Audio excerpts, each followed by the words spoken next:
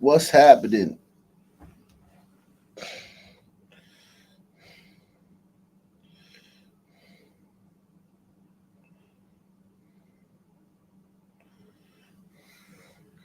What's cracking?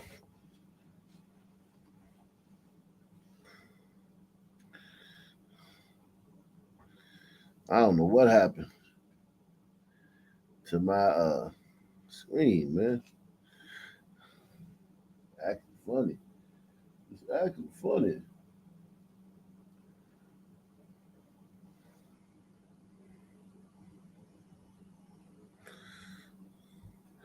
What's happening, Danny Nightblade, man?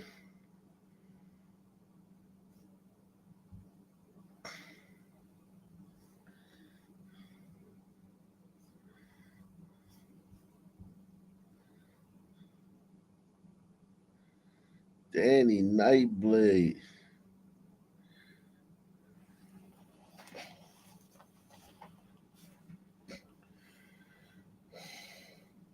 I want to tie in that story to our next story, and this is our segue here. Remember, one of the rationales from the Trump DOJ in dismissing the Eric Adams indictment was because it was infringing on Adams' ability there in the Big Apple to enact illegal immigration enforcement in the form of deportations. Let's go now from New York City to Venezuela. Take a look at this. This is breaking news right now.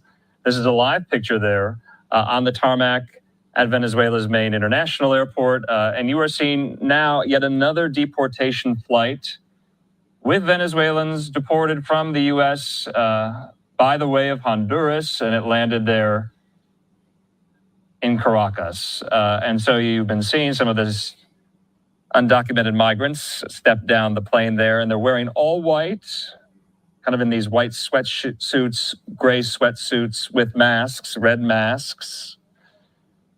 And you see them there. So, looks like the feed isn't the best. But this is the second time we have seen this in just a matter of weeks. And you remember mere weeks ago, U.S. Special Envoy Rick Grenell traveled to Venezuela, brokered with the Venezuelan government. Remember, the previous Biden administration does not recognize Venezuela's autocratic leader, Nicolas Maduro, as the duly elected leader of Venezuela. Nonetheless, the Trump administration brokered a deal with the Maduro government in order for the United States to send some of these deportation flights to Venezuela to return some of these undocumented migrants who were from Venezuela in the first place. And that's what you're seeing right now, some of them. So remember, during the Biden administration, there was a cutoff, a particular date that if a Venezuelan undocumented migrant made it to the United States by whatever means, they would be shielded from deportation under this designation known as Temporary Protected Status, TPS. And so now, of course, with the Trump administration, that is no longer operative. And that is why you are seeing some of these undocumented Venezuelan migrants return now to their country of origin. Now, remember, a large majority of these individuals in the United States and in Venezuela are either accused of and or convicted of committing crimes. And so remember, Tom Homan, the border czar for the Trump administration, said when it comes to deporting some of these undocumented migrants, he says the worst are going to be the first, meaning that the worst of them will be deported first. And presumably that's what you are seeing right now. And a lot of them are coming off this deportation flight. This is powered there by the airline Conviasa. And so a lot of these airport workers on the tarmac right now. And we're seeing a similar uniform, kind of a gray and white sweatsuit there, red masks covering some of their faces, some of their mouths. And remember, here on Live Now from Fox, we have covered extensively the crackdown on this Venezuelan gang within the United States, and they have seemingly found safe harbor illegally. That gang, remember, TDA, Tren de Aragua, it originated in a Venezuelan prison, and some of the members and expats of the gang made their way to set up shop in the United States. And we've seen a large crackdown on some of those efforts by law enforcement, including and especially not only in the New York City area, but also in the Denver metro area. Let's just listen to this sound, some of the natural sound on the ground.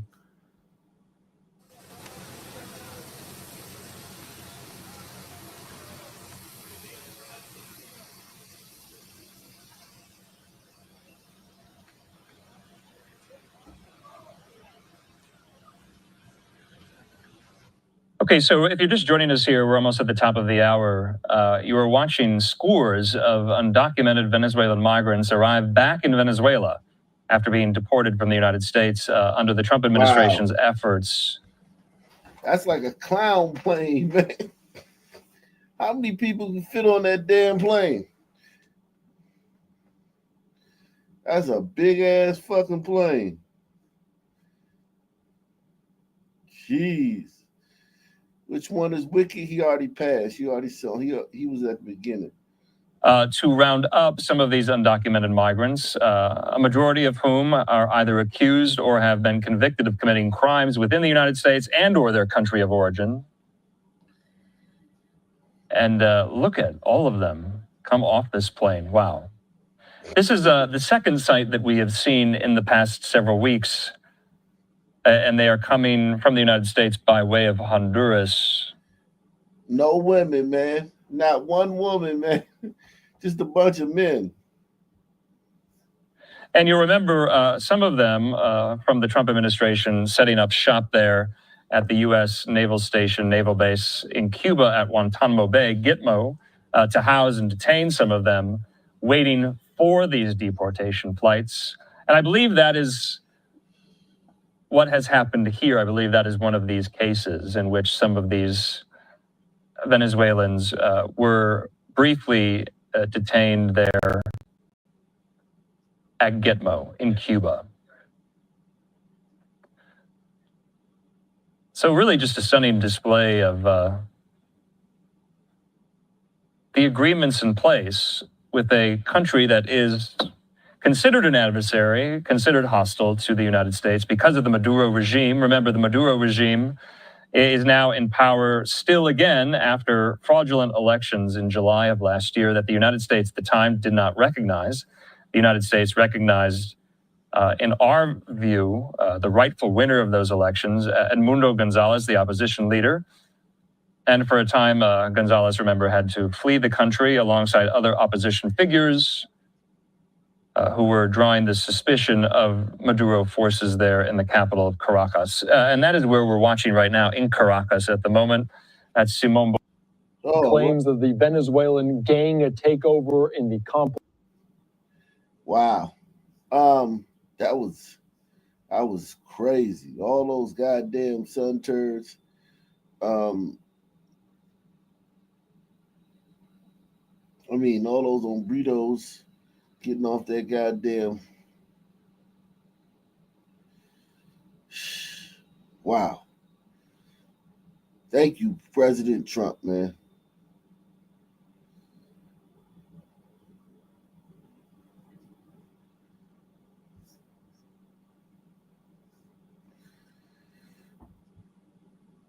Thank you, President Trump.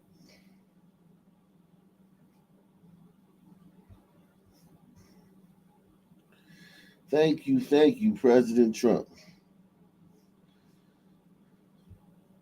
70 Christians have been found beheaded. Yes, beheaded in a church in the Democratic Republic of Congo. 70 Christians beheaded. Not a peep from the mainstream news, man. Not one peep from the mainstream news. Not a peep. 70 Christians. I told you they don't. They just a bunch of niggas over there, man. When them African wars, they don't even even the liberal news don't even care about that shit. They like it's just a bunch of niggas over there fighting. Just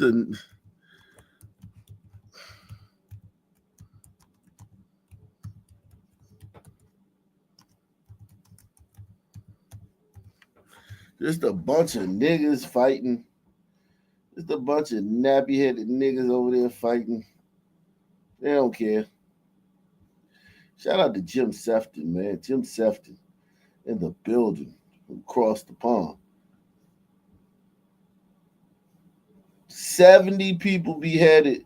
Man, imagine walking into that church and seeing like, oh shit, 70 people just beheaded in the church.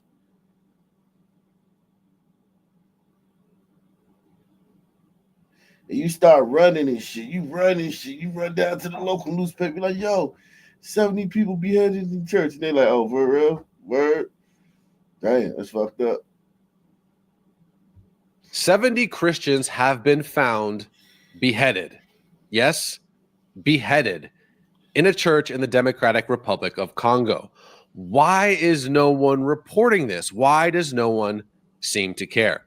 Well, let me bring in Dexter Van Zyl, an expert on anti-Christian violence. Dexter, what can you tell us about this absolutely barbaric atrocity? Okay, well, first of all, it took place in the Democratic Republic of Congo, which is a huge country with about 105 million people, that right now is basically in a conflict with neighboring Rwanda over territory in Kivu, okay? And the violence was perpetrated by an organization that was affiliated with ISIS. And the thing is that there are some people who have argued that they are essentially working on behalf of Rwanda, because Rwanda is a neighboring country that covets and is actually taking control of an awful lot of the mineral resources in Kivu. And so what this violence has done is demonstrated that the Congo cannot protect its citizens from violence in Kivu or in North Kivu. And so what people are worried about is that this is essentially an attempt to kind of destabilize the Democratic Republic of Congo and legitimize Rwandan claims to the minerals in the region. And I don't want to underestimate or downplay the ideological hatred by the perpetrators of this group who murdered these Christians. But the thing is that it's taking place against a drop of geopolitics in Africa. And what has happened is, and so if the Congo, under the leadership of Felix Tshisekedi, can't protect its borders, essentially it's going to have to go for help outside the country, and the people live there, and that's why people are worried about it. The Congolese that I've spoken to here in the States say, I said, wait a minute, are you telling me that the Rwandans are supporting this attack? And they said, yes. And I said, but Rwanda is a Christian nation. And they said, yes, but this will help destabilize the region where all of these minerals that are used for the iPhones that we make, that we use in our lives. And so clearly there's an ideological and a theological component going on, but there's also a strategic issue as well. Oh, it's that's terrible, isn't it? It's hard. Yikes. Jeez.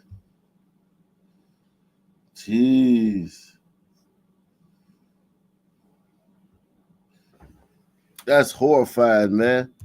Shout out to that is horrifying, man. Golly, man.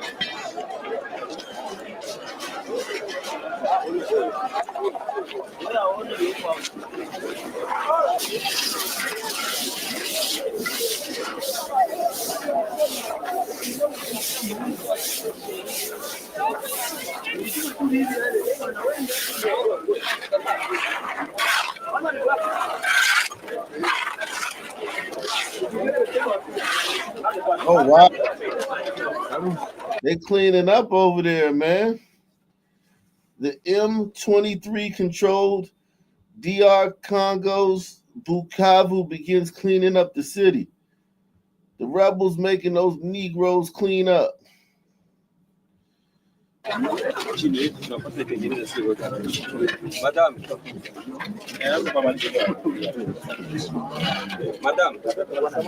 They still are savages, though. That's good PR. That's good PR.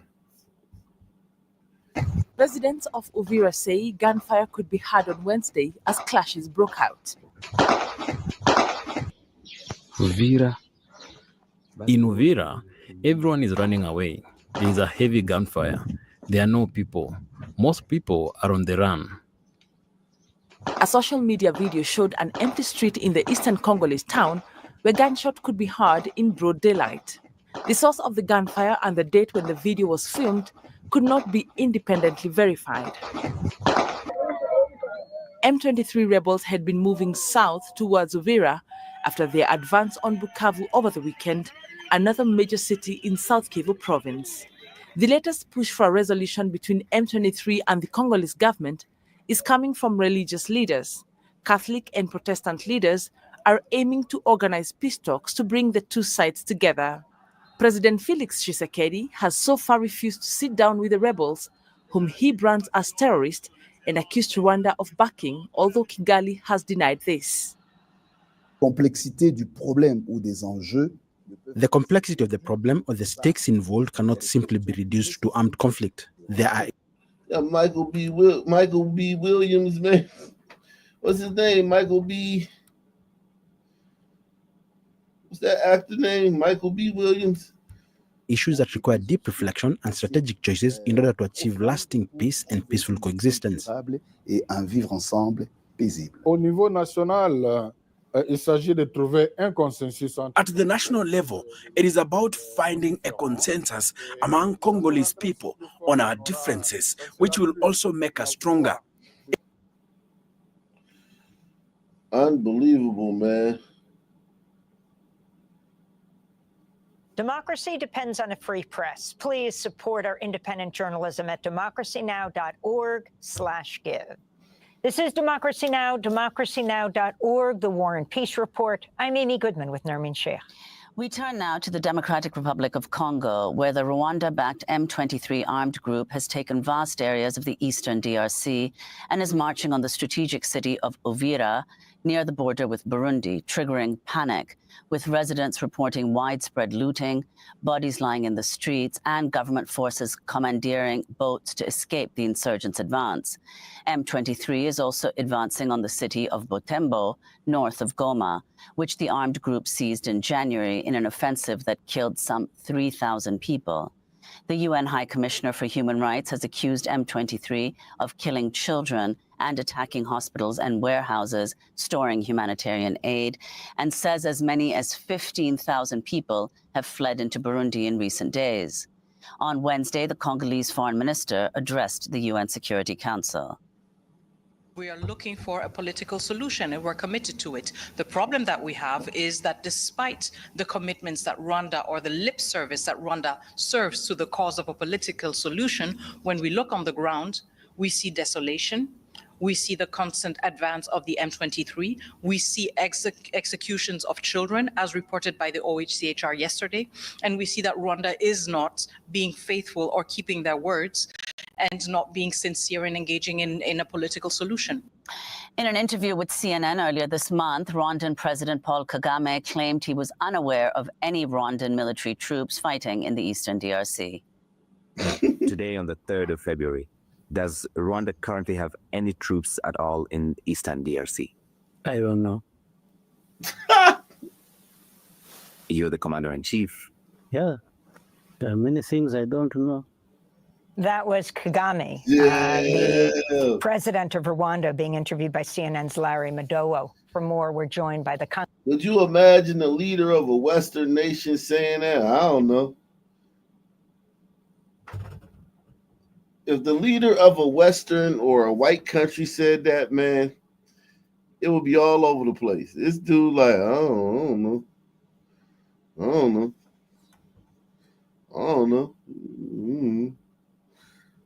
Troops fighting in the eastern DRC.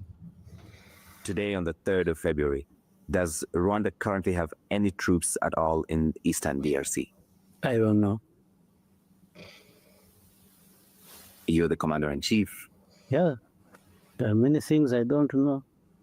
That was Kagame, the president of Rwanda, being interviewed by CNN's Larry Madowo. For more, we're joined by the Congolese analyst and activist Kambale Musavuli, who's now based in Accra, Ghana, policy analyst with the Center for Research on the Congo-Kinshasa. And his latest piece for People's Dispatch headlined, "The Battle for Control of Goma Continues." Welcome back to Democracy Now!, Kambale. It's great to have you with us again this week, but under horrible circumstances. Explain the situation in the Democratic Republic of Congo for people who are not aware of what is happening, how dire it is, and what you think needs to happen. Since the beginning of the year, we've had over 500,000 people who have been displaced in the east, added to the 6 million already displaced in the country. And this is caused by the uprising of the M23. It's a militia group that has existed in the Congo under different names. And this is their latest uprising as they're taking over town after town. Killings are taking place. For example, for the city of Goma, at least 3,000 people have been killed in the city during the battle of taking over Goma. And just yesterday, we're finding out more information about the taking over of the city of Bukavu. But this battle, which has been raging for close to 30 years, is always about the control of Congo's mineral wealth. Congolese are paying the price as the world needs Congo's resources. Unfortunately, strong actions are not being taken to bring about peace and stability in the Congo, and we know what needs to happen. International pressure on Rwanda and Uganda, to some extent, will bring about peace and stability. It was done in 2012. It's not being done now. So, Kambale, can you explain why you think that's the case? The last time you were on the show, you said the same thing as Indeed in an opinion piece in the New York Times. Wow. Unbelievable, man. Let's bring it back stateside, man. Let's bring it back stateside.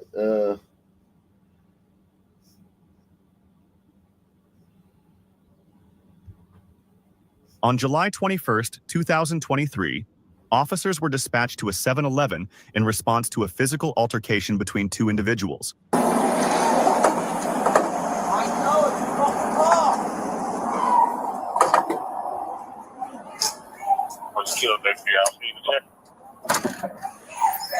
What is going on, man? He came in to get a DoorDash order, and he said Who are you?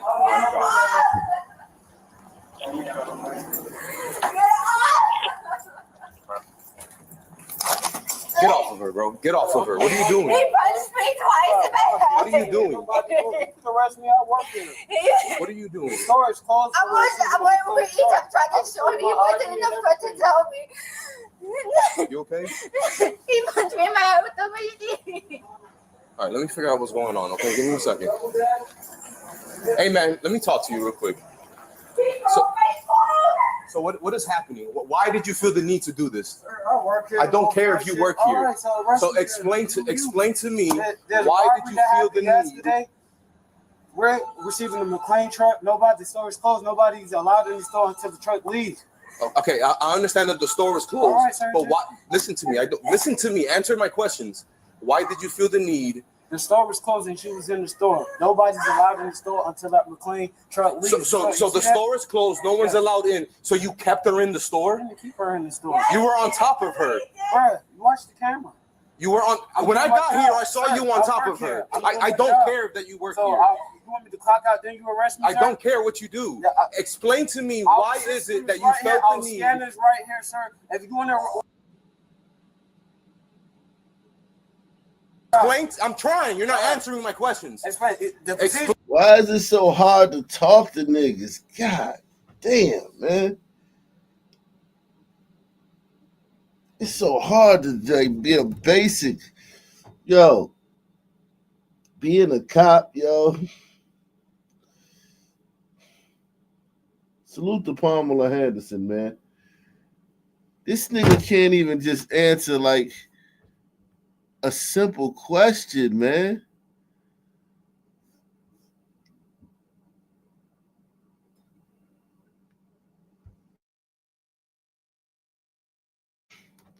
This shit is frustrating, man.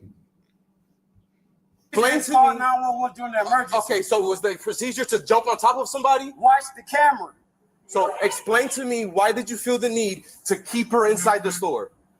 What are you showing me? My father's state ID. 911 from our office store. You're at 00225 South Orange Avenue. Okay, you're not answering my question. Sir, do your job and let me okay, so answer my questions then. I'm trying to do my job. Why did you feel the need to be on top of this woman? That's when you do this, y'all. Hey, don't walk away from me. I'm trying to talk. Oh, wow.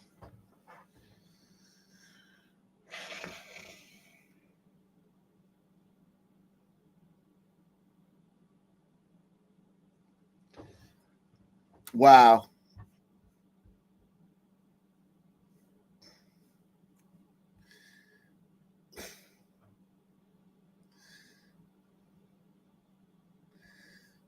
Wow.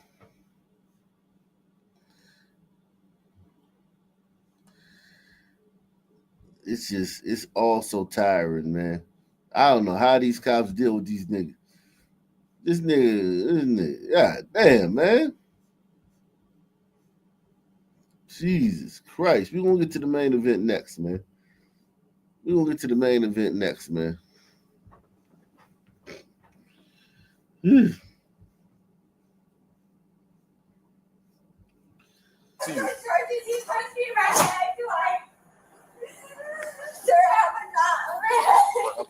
You want me to call you an ambulance? You need me to call you an ambulance? Kilo 3, can I have SDB 51, please? I'm here for Uber Eats. Sorry, he wasn't in the front of the door. Could you explain to me what happened? I came in. I'm parked on this side. My boyfriend's a paraplegic. He's in the car right now. I got a female with a head injury.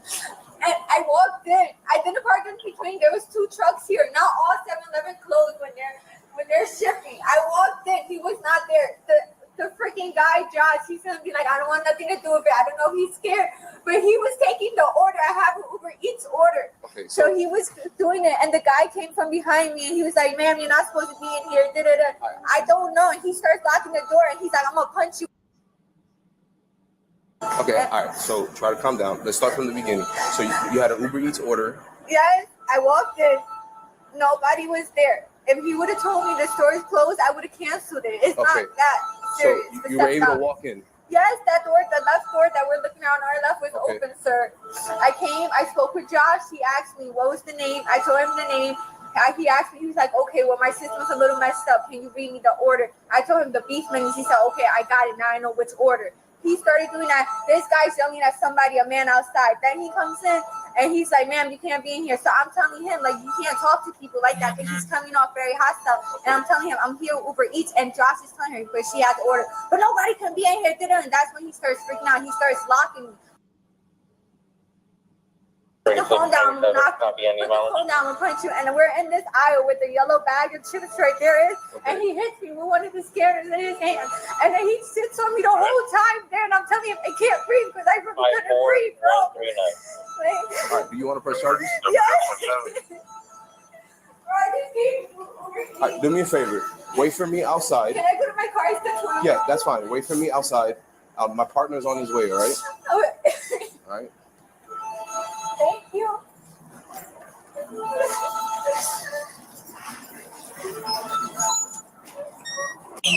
his name?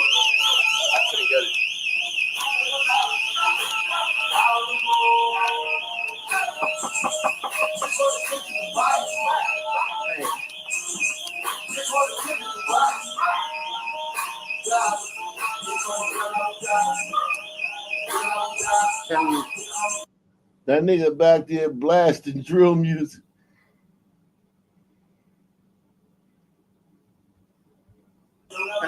Can you crack it so I can talk to you? What is that? The ID that I work here, sir. Okay. I'm doing my job. I'm the plant truck job. Get on the ground, Orlando police. Get on the ground. Put your hands behind your back. Put your hands behind your back. Stop resisting. Stop. Why is his pants down that low, man? Why that nigga draws? Why he got his whole drawers, his whole ass out? Stop resisting. Stop resisting. Get your hand behind your back. Yo, who is homie right there in the background? Hold on. Get on the ground, Orlando police. Put your hands behind your back. Put your hands behind your back. Stop resisting. Stop resisting. Stop resisting. Who is this, man? Who the fuck is that, man? The hell? Yeah, it's a co-worker. Oh, that's Josh. Okay, that's Josh. The co-worker that was helping her. He's the one who was helping her. Resisting. Get your hand behind your back.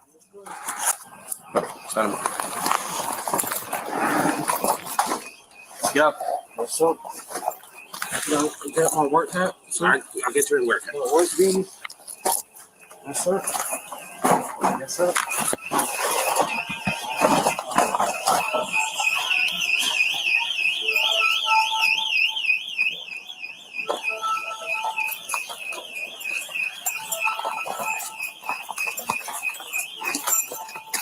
Not a walk.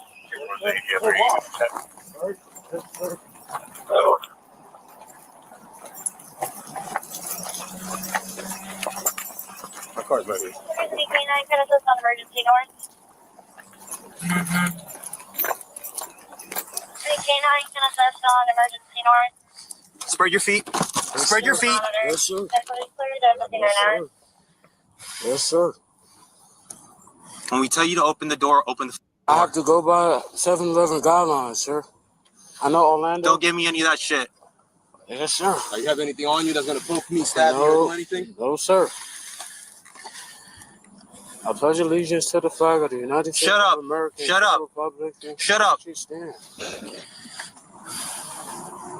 Switch me.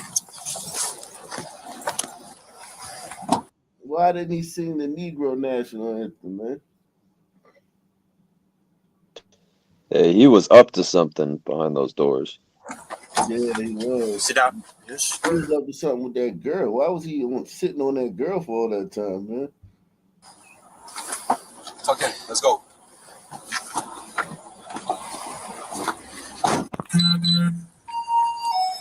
Hey, boss. Do you have access to the cameras? I do not. Personally, my boss is trying to get a hold of me. That's in a second. Yeah. If he does he have access?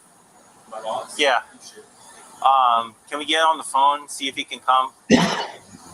So Hey, Raj. I can talk to him if you want. A whole bunch of craziness.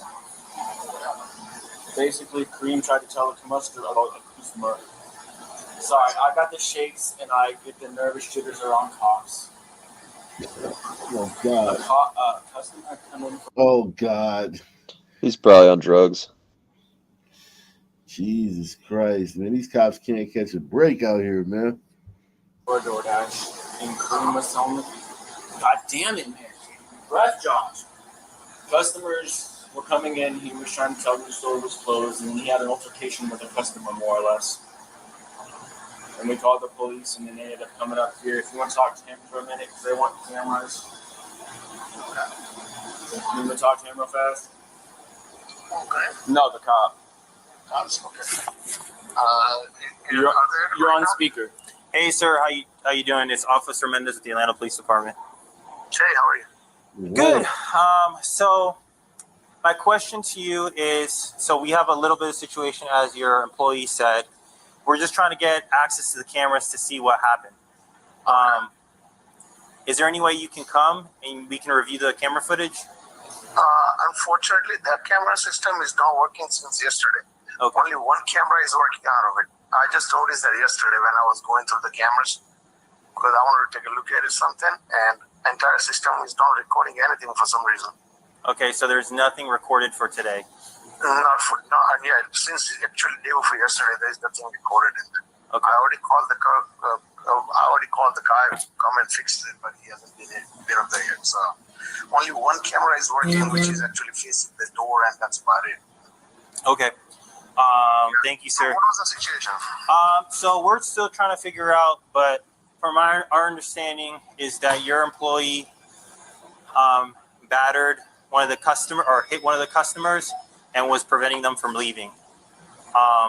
So right now, and then so when we try to talk to your employee, he wasn't compliant and he basically locked himself in a door. So that's where we're at right now.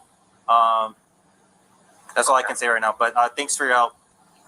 No, but is he still there or he left? Who, your employee? He's gonna be going with us. Or he's gonna be going with you guys? Yep.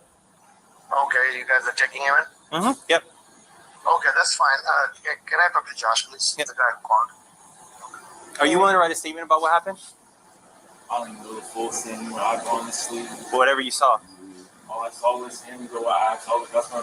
The legit store was closed. Okay. I didn't see anything that happened in that back aisle. I was over here trying to do my shit, put up the truck, put up the bathroom and shit. So the incident happened back here. Correct. And you didn't see what happened. No, sir. As unfortunate as it fucking is. Okay.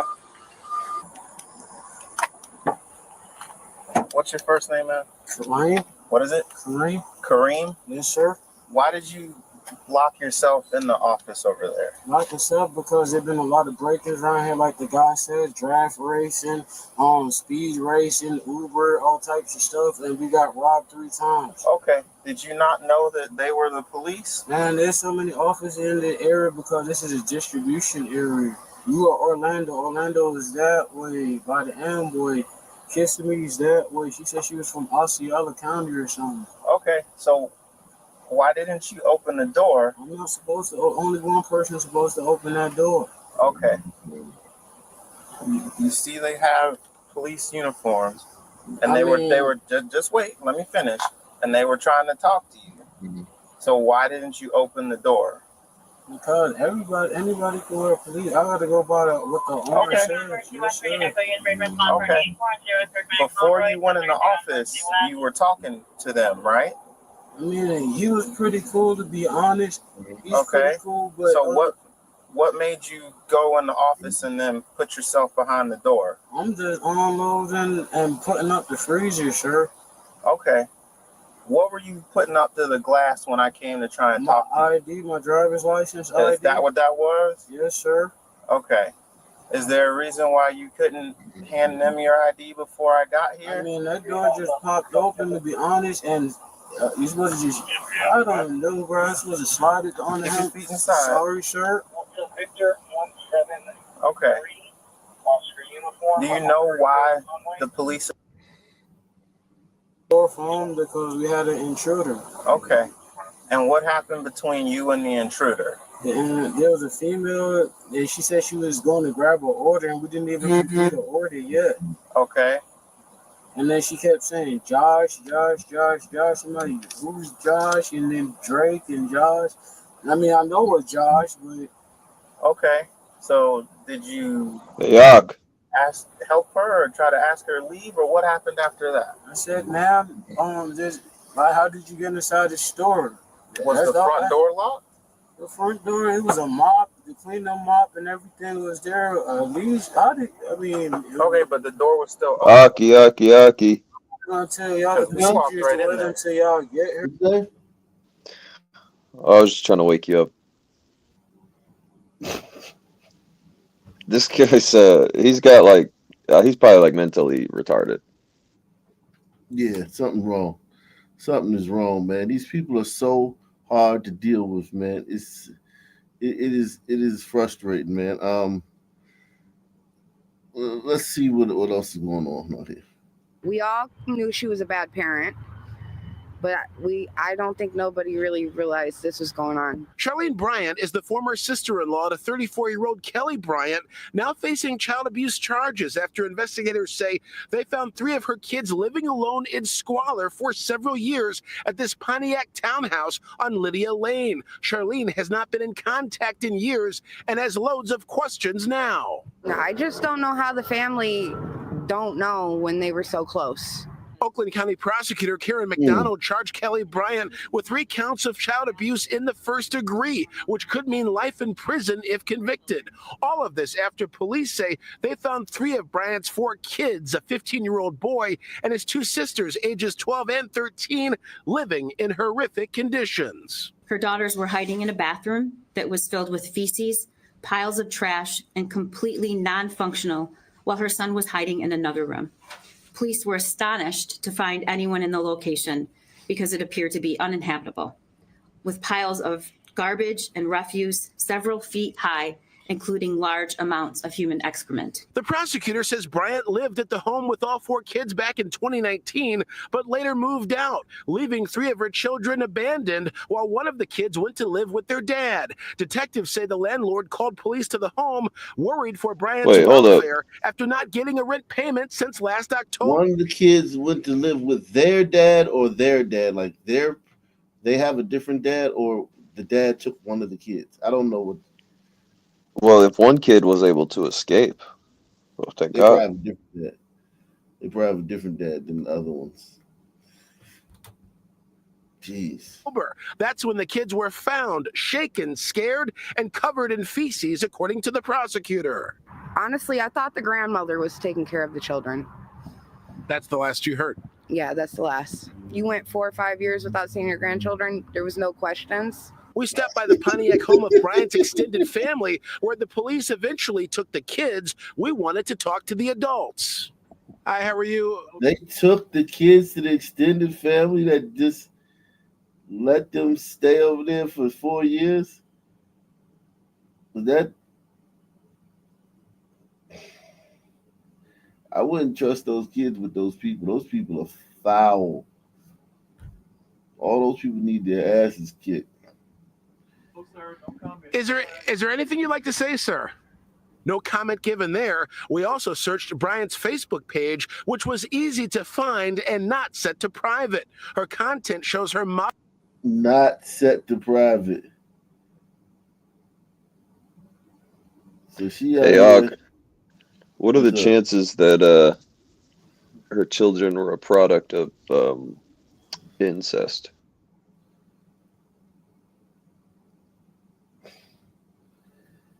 I don't know. This white lady is the sister-in-law. So maybe the kids are biracial. Because this is the sister-in-law.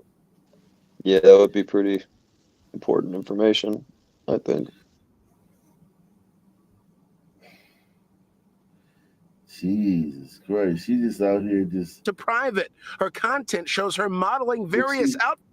She out here fresh to death, dressing like a rap star, and she got her kids in it. Man, she talking about just no conscience whatsoever.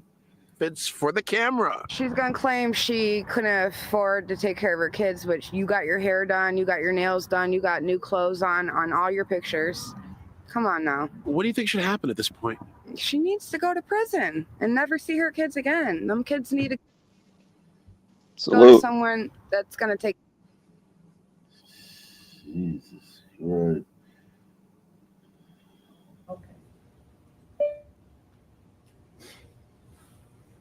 All right, back on the record with the Kelly Bryant matter. For the record, Ms. Kerrigan, I know you've had an opportunity to go into a private confidential breakout room. Look at her with no wigs on and shit. Oh my God. With your client regarding the charges in this matter. Is that correct? Yes, Your Honor, I did. And are you waiving the reading of the journal information and complaint this morning?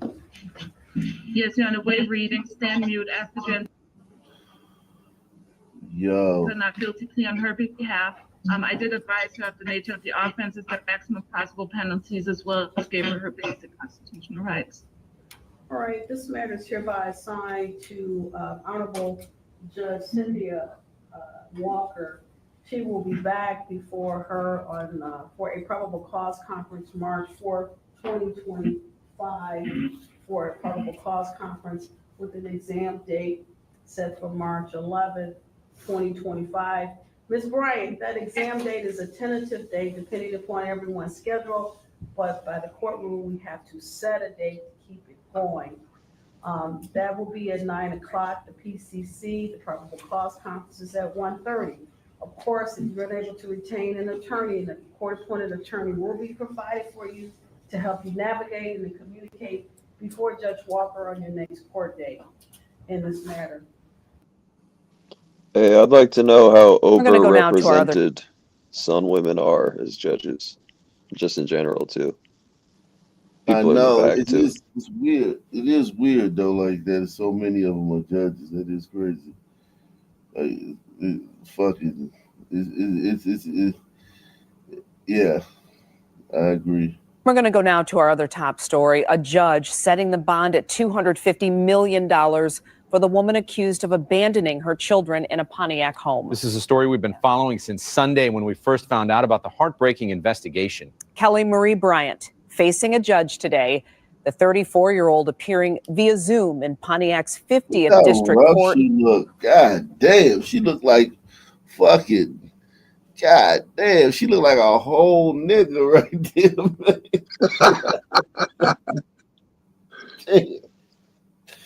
Yo, 17. did you see her in those other pictures looking cute and shit? Yeah. Oh my god, that's a rough looking broad right there, man. She looked like James Evans, man. The judge calling Bryant a danger to the community. She is accused of leaving her 15-year-old son and her 12 and 13-year-old daughters alone since March of 2020.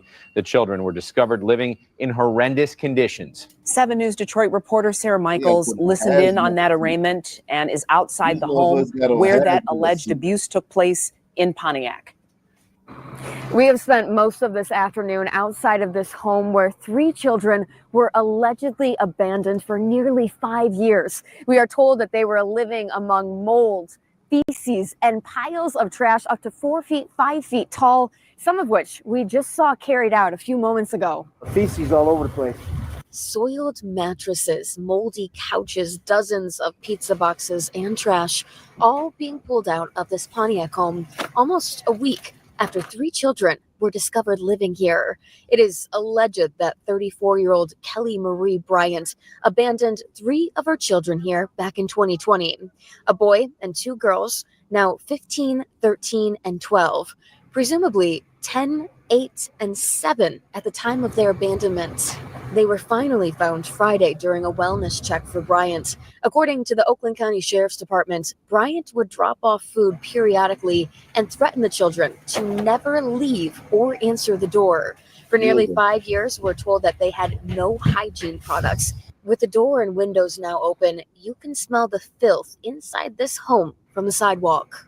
I find her a continued danger to the children. Bryant is now in jail facing 3 counts of first-degree child abuse. In court Thursday, she was given a $250 million cash bond. The judge saying that she doesn't believe anyone. Cash bond. God damn. It might as well be a trillion. A fucking bajillion, gadillion, banillion. Jesus Christ. Damn. Knows where Bryant herself was truly living at the time of this abuse, and that Bryant should have no contact with her own children or anyone under the age of 18. I'm concerned that she still may have contact with a family member from the jail with instructions to continue to engage in the fear tactics to forbid the children from cooperating with authorities. The sheriff has told us that Bryant's 3 children have received. If that's the case, then they don't need to be with the family. But the family didn't see them in 4 years and didn't give a fuck. Received treatment from Care House in Pontiac this week. Care House is an incredible local nonprofit that provides treatment for children who are victims of abuse. Stay with us because coming up in an hour at 6, we are taking you inside Care House. Reporting in Pontiac, Sarah Michaels. Jeez. Shit is demonic, man. That's wild. I know, it's just insane, man. Stunning new developments in the case of 3 Michigan children abandoned by their mother, police say, and left to fend for themselves for years. Look at this. We now got mom's mugshot. This is 34-year-old Kelly Bryant. She is the accused, waking up behind bars. Them wigs is sorcery, man. Them damn lace fronts is sorcery. Jesus Christ. Unbelievable. This morning, accused of 3 counts of first-degree child abuse, looking at life in prison if she is convicted. Take the $7 challenge via PayPal, Cash App, or the Super Chat. Support the channel. Take the $7 challenge. Officers found the children, siblings ages 15, 13, and 12, an older boy and 2 younger girls, when the landlord asked for a welfare check. Look at these pictures.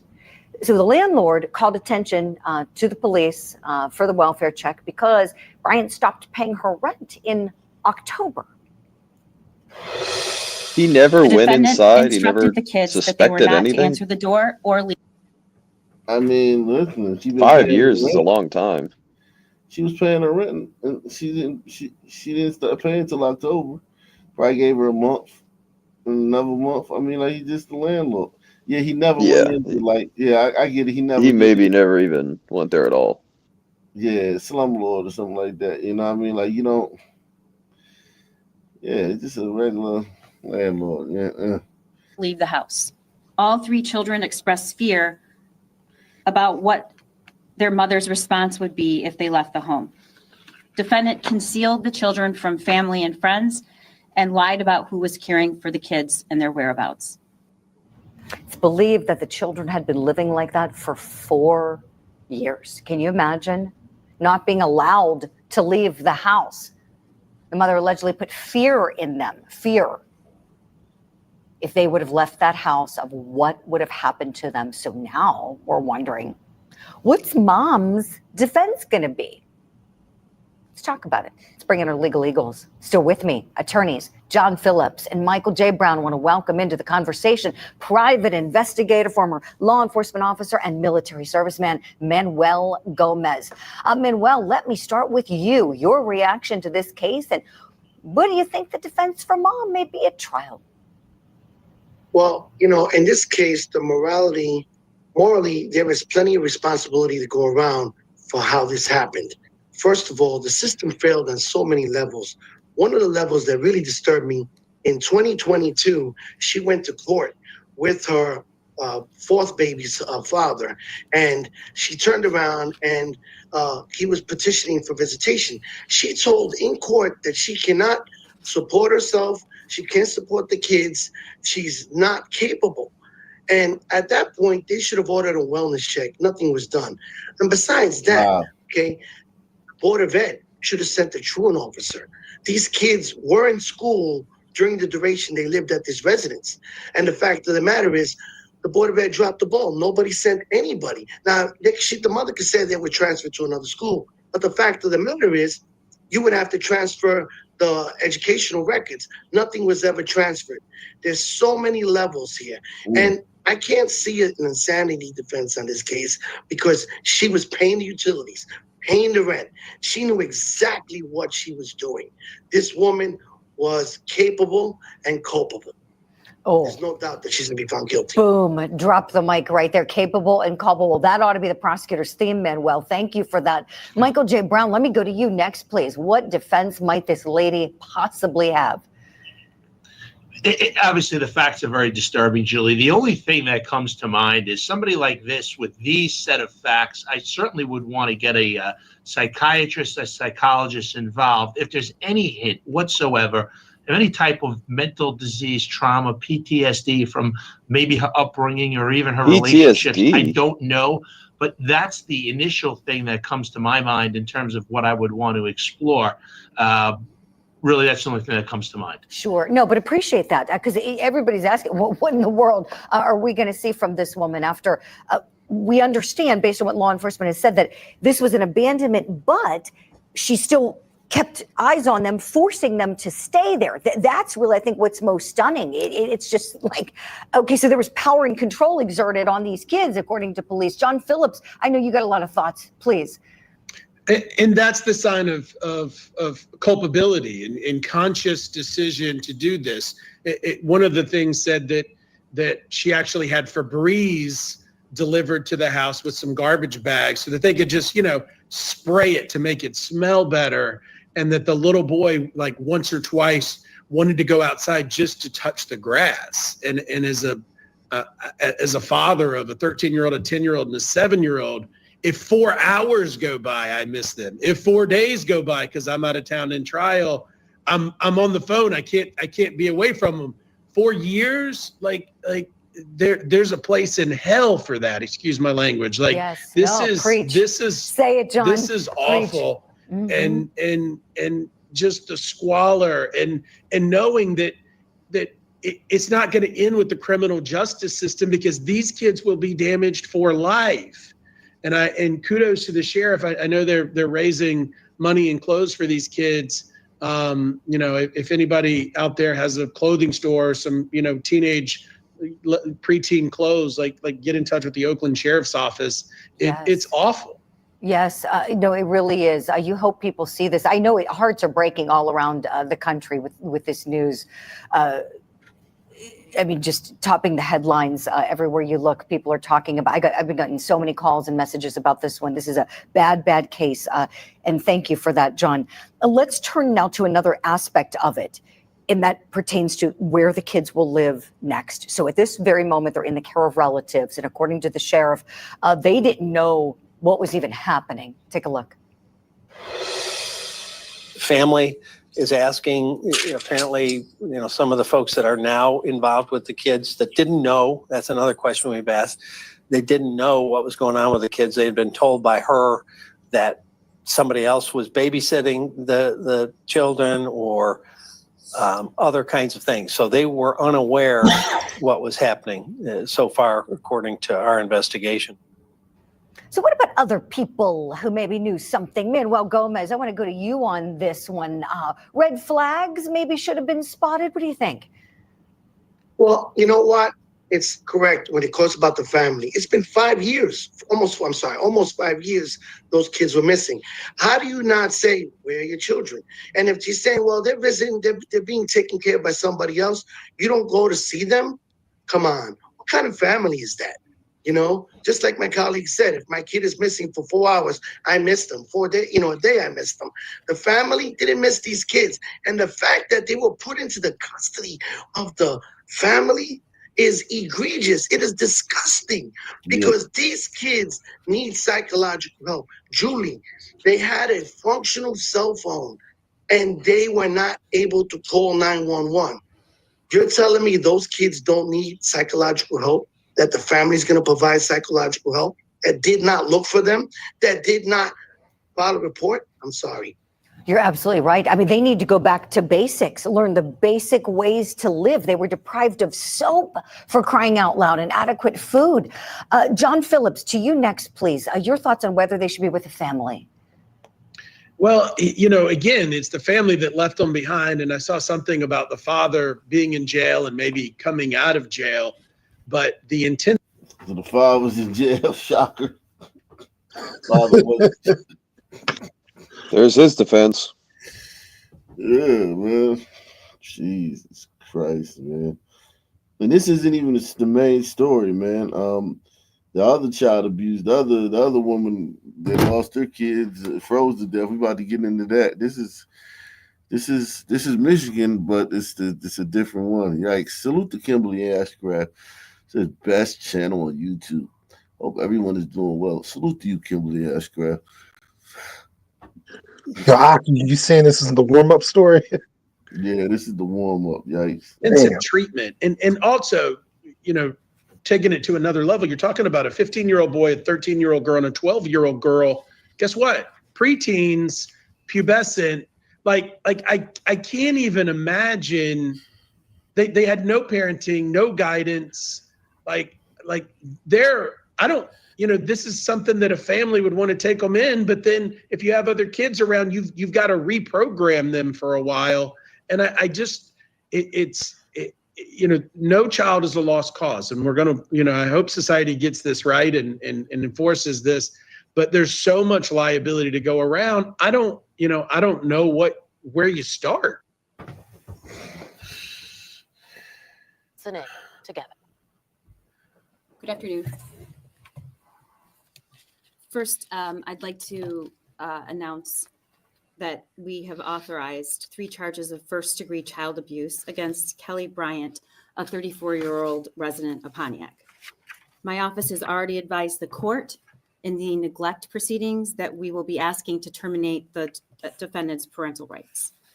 In every case of child abuse, my office focuses first and foremost on the best interest of the child or children and on holding those responsible for abuse accountable. The 3 children in this case suffered unimaginable abuse and neglect over a long period of time. Thankfully, they've now been rescued from that, and our first priority has been and will continue to be their safety and well-being. I want to briefly... You put them in the custody of the family that didn't give a fuck about them for 5 years where they were. Address, though, why we're here. Since the first announcement over the weekend by the sheriff, this case has captured the attention of the people across our community, our county, our state, and even internationally, because people are rightfully concerned about the welfare of these children.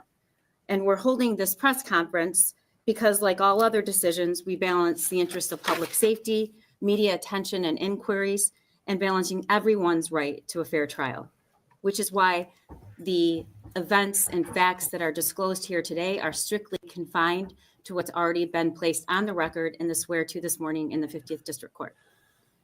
When their circumstances became public, including the photos of the home, although law enforcement did not identify the defendant, she was quickly identified on social media and also has been reported in other news media outlets, which is why we are naming her today. We have recently, luckily, been fortunate enough to, for the first time ever, hire our public information officer, Jeff Watrick, who's in the back of the room. Many of you have already spoken to and will continue to, and we're lucky to have him. The children are currently staying with a relative. All 3 children received immediate medical attention at a local hospital, and they were interviewed by trained forensic interviewers at Care House. Considering what they've experienced, they appear to be doing okay. Obviously, the trauma here is significant, and my office, including our victim services section, will make sure these children are supported during this process. Today, the charges are 3 counts of child abuse in the first degree. This is the most serious charge for child abuse, and if convicted, Ms. Bryant could face a sentence of up to life in prison. In the swear to this morning, on the record, it was stated that in 2019, suspect Kelly Bryant was living at the home, which I'm not disclosing the address at this time, in Pontiac, Michigan, with her 4 children. At some point between 20 and 2021, the suspect moved out of her home, leaving 3 of her children abandoned in that location, while 1 of her children went to live with their father. On February 14th, 2025, police were called to the home by... Okay, so we got all that.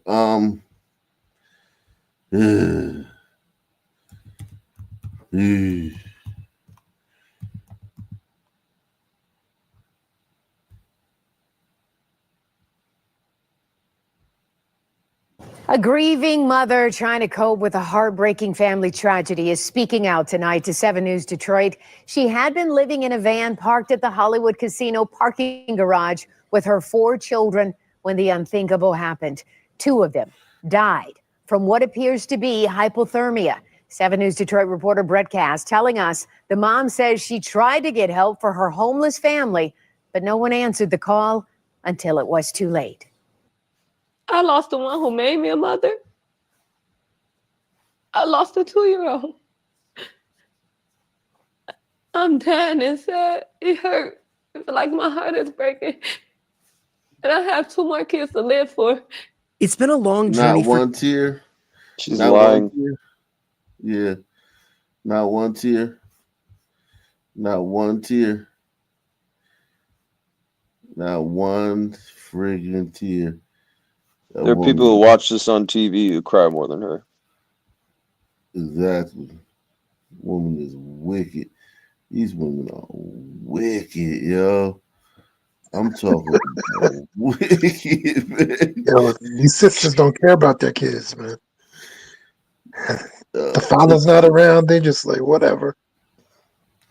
It is scary, man.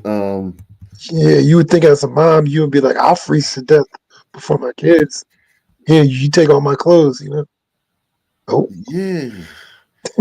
But like not even like I'm not gonna let nobody freeze it. I'm gonna break down a door, break in a shed, or go break into a store overnight. We gonna sleep. We gonna find somewhere to sleep. Like it's insane, man. Yeah. No, man. They're just like, oh well.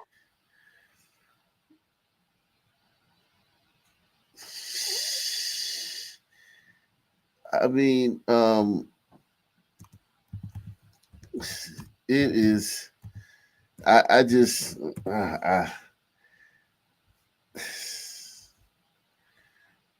Speechless.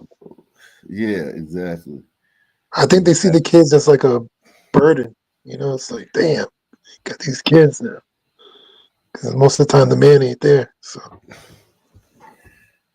yeah, that's the way they treat them sometimes. Tatiana Williams with an even tougher battle ahead. She spent the last 3 months living in a van with her children. And I regret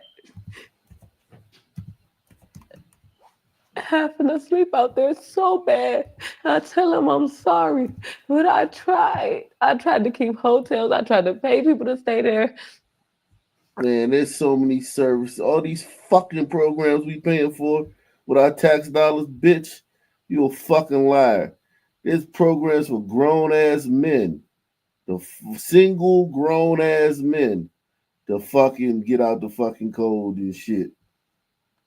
Lying ass bitch, a woman with a bunch of kids, man. Come on, man. They got fucking 1,000 programs in a city like Detroit. She act like she live in fucking Bumblefuck or something. She live in fucking Detroit. They got 1,000 programs for children with a bunch of fucking kids and shit. If she knocked on a glider's house, they probably let her in. Probably so, man. Probably so. Probably so, man. Well, I don't know Detroit. I could be wrong about that. Shit, Eminem will let her in. It wasn't working for me. 1 a.m. on Monday morning, they parked at the Hollywood Greektown Casino parking garage in below freezing temps. Overnight, the car ran out of gas, and the next day, her 9-year-old son was not breathing. I tried to give him CPR and I was just giving him CPR. I just kept saying, Petty, don't leave me.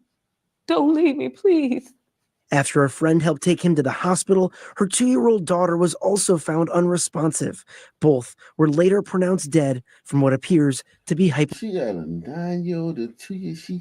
She probably pregnant right now too. Bitch, she probably gonna have another baby soon. She gonna pop up with a baby in the fucking 6 or 7 months. hypothermia. She didn't even get to live her life.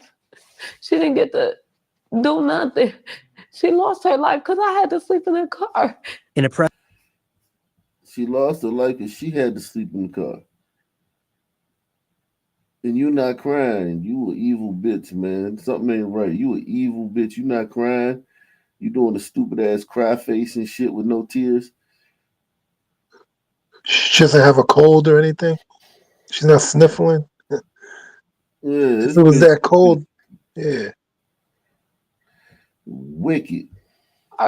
In a press conference, the mayor and city leaders confirmed that Tatiana did call the city's homeless response team back in November, but nothing ever came of it. At least November? Like, bitch, it's fucking February. You keep calling. She called once. You got no? Okay, all right. Like, what, bitch? If it was to get into the fucking, it was to get some fucking Beyonce tickets or some shit like that, that bitch should have called 1,000 times. As far as we've been able to determine so far, the family never called back again for service.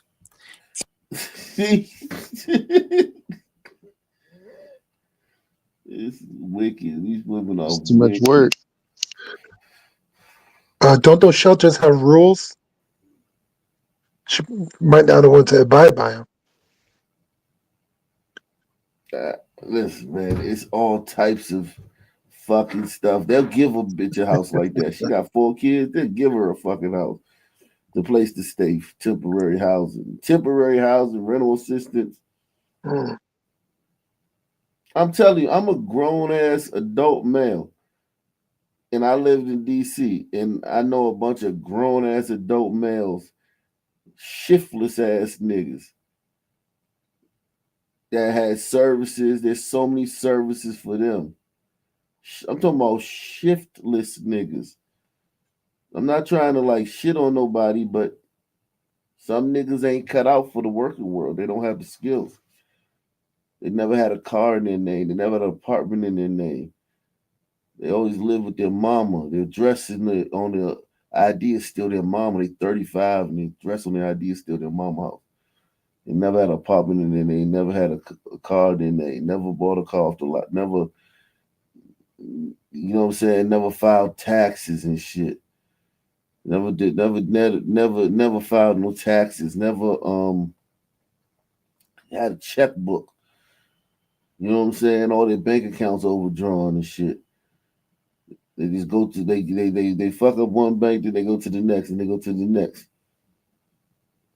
And there's services for that nigga to stay out of the cold and shit. Get clothes and fucking stay in some hotel and some shit. You know what I'm saying? Stay in a fucking hotel. Yeah. All types of shit. A woman with 4 kids, man, the sky opened up for her ass in a city like DC. They'll make shit move for her ass. You got 4 kids, bitch? Okay, we gonna find you we gonna find something for your ass. And as far as we've been able to tell, our homeless staff never proactively reached out to say, what happened with your situation?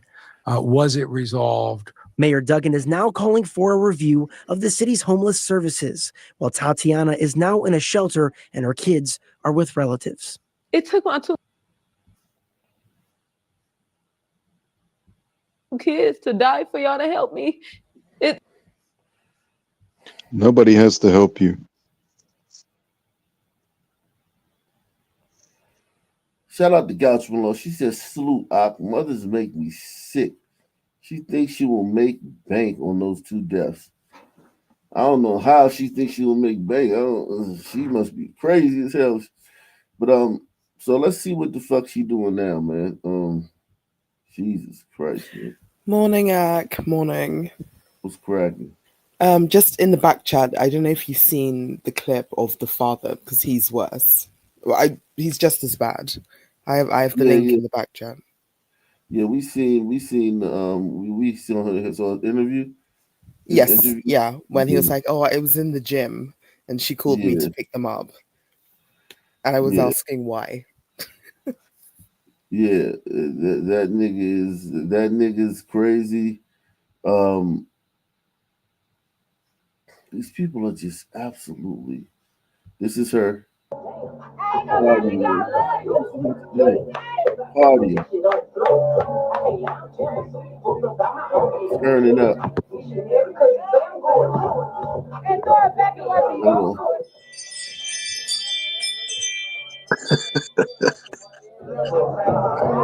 Once she gets a little money, she'll be doing this again. No, this is her now.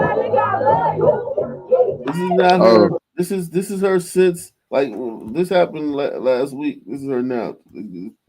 Oh, it took a week. Yeah.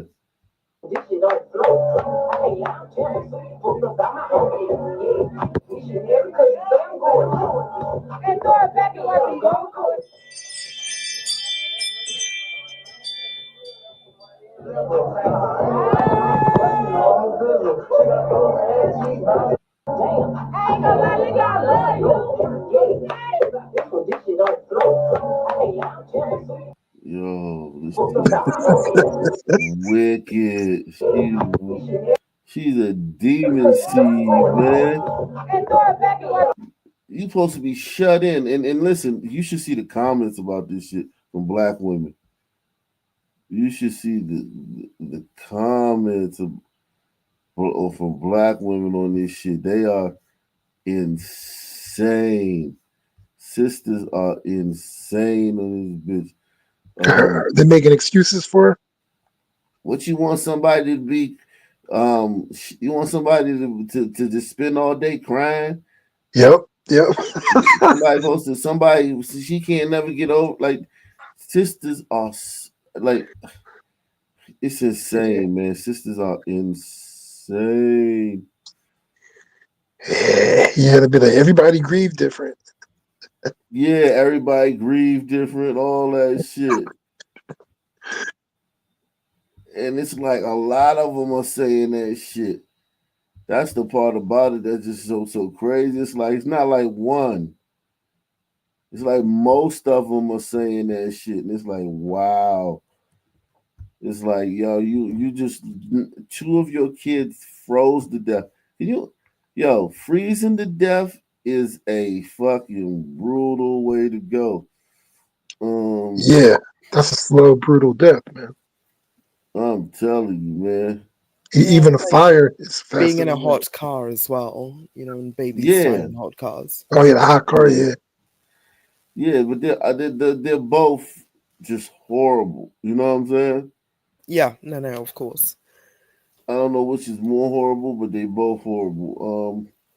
But what I've realized with sons, especially American ones, they have such a big FOMO. Like they have such a big fear of missing out.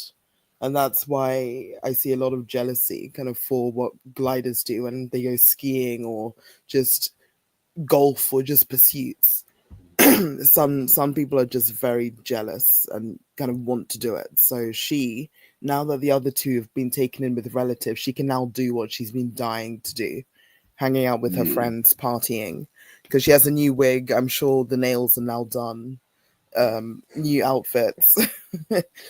Because she isn't looking as messed up as she was a fortnight ago. So Jesus Christ.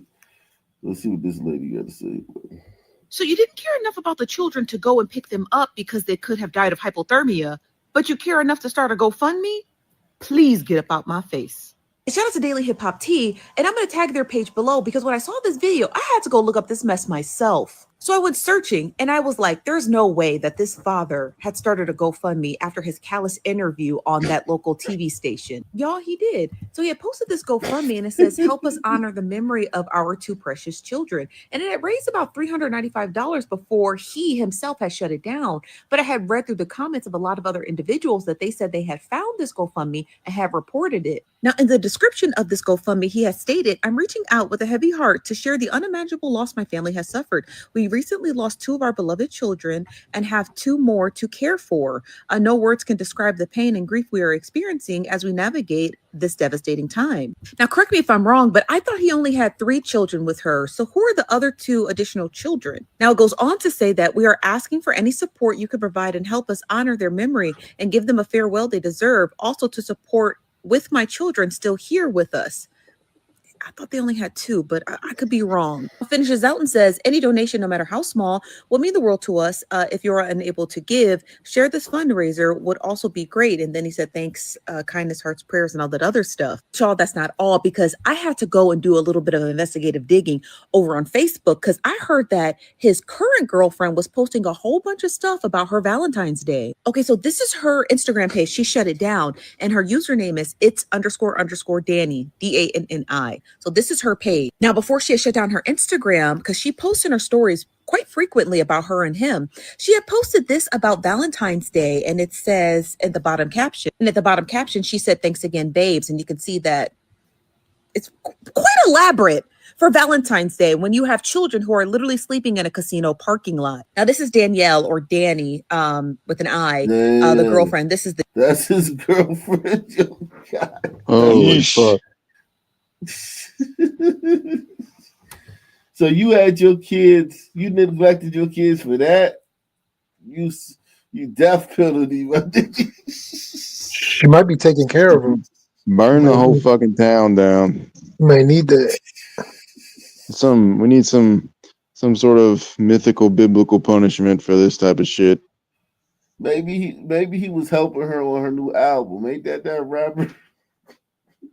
That rapper that couldn't Uber. Just open the right lyrics and shit. So yeah, man, who knows, man? God damn, that's a big old broad, man. Damn, nigga. This is the Sun community, though. I wonder if she can fit into a car. You know what? I can't even say this is the Sun community, man. I can't even say that, bro. This is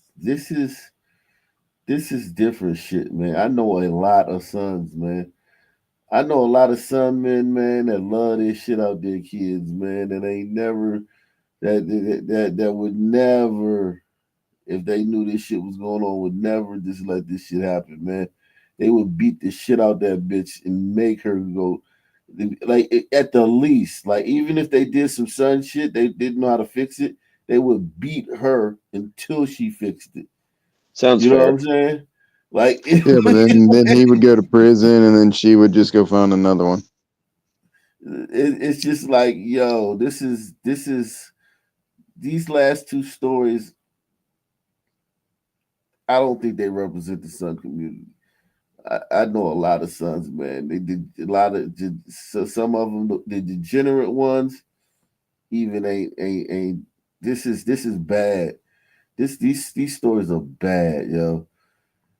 These women are awful. Now, the way the women are callous like that, yeah, that is a reflection of the Sun community. The fake crying, the kid dad, and she not crying. We see that all the time when the kids get shot and stuff like that.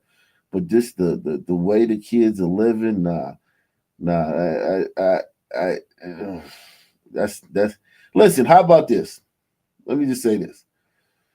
Yes, this goes both these in the same state, both these stores in the same state. So yes, it happens. It happens. But I don't think that this is not mainstream Sun society. Even ratchet sons know better than this shit, man. The dad, this is him right here. Child, when I saw this, I was like, they're really living their best life. They were out gallivanting at bars and casinos. And I was blown away. Not thrown away. I was blown away. I was like, oh, they're just living their very happy, comfortable life. And then she had posted more pictures of them together, kissing. A lot of the pictures were them kissing, being lovey-dovey. This was the one that sent the internet over the edge, the elaborate Valentine's Day setup. There were more pictures, but she had shut her page down too quick before anybody else was able to read the rest of her story. But child, when people saw that, they was like, I know you lying. And then this picture, I don't know what this is. Your boyfriend lost 2 children, and you still like, yeah, turn up for Valentine's Day. It ain't even your birthday. Like, oh, this is a holiday. This ain't even a birthday. Just like, she's like, yo, 2 of his children froze to death. It's just like, so where we going tonight? Your sons are wicked, man. Sons are wicked. That ain't man. That ain't all. We ain't all like that. That's man. not all of us. Nah, man. I hate to do the not all thing, but nah, man. Fuck no. Kids froze to death. Like, come on, man. Nah. Fuck no. I don't know what this is. I mean, like, you're out at a bar. You're out at a bar. They both look healthy. That's the word I'm going to use. And you know what I mean? Like, they look like they're having a ball at this bar. And obviously they're with friends because somebody else took this picture of them together. So you're out, you know how to be able to access funds and money to go have fun and Valentine's Day and bar hop. But where were either of them at the time that the mother of his 3 or 4 children was sleeping in a casino parking lot?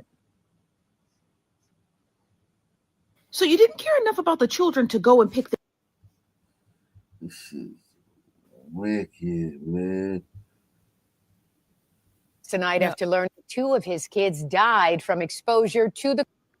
Right now, we're going to turn to our other big story of the night. A father speaking to us tonight after learning 2 of his kids died from exposure to the cold in a casino parking lot. Yesterday, 7 News Detroit reporter Darren Cunningham spoke to the mother of those 2 kids about the tragic situation.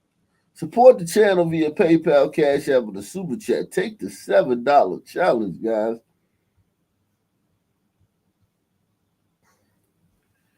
This is...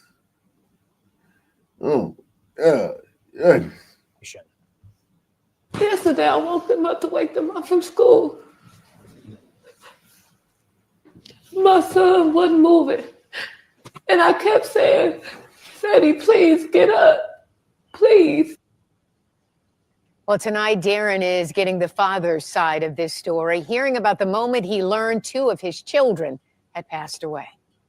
Darnell Curry Sr. wiped away tears while talking with me about his children, Darnell Jr. and Amelia, and the distressing phone call he says he took from their mother, Tatiana Williams, on Monday. I went to the gym. As soon as I got on the treadmill, she called saying, can I make it to the hospital right now? They gone. I was hoping it was a sick joke, but it wasn't. According to Detroit police, 9-year-old Darnell Jr. and 2-year-old Amelia died while sleeping in a vehicle at the Hollywood Casino at Greektown parking garage.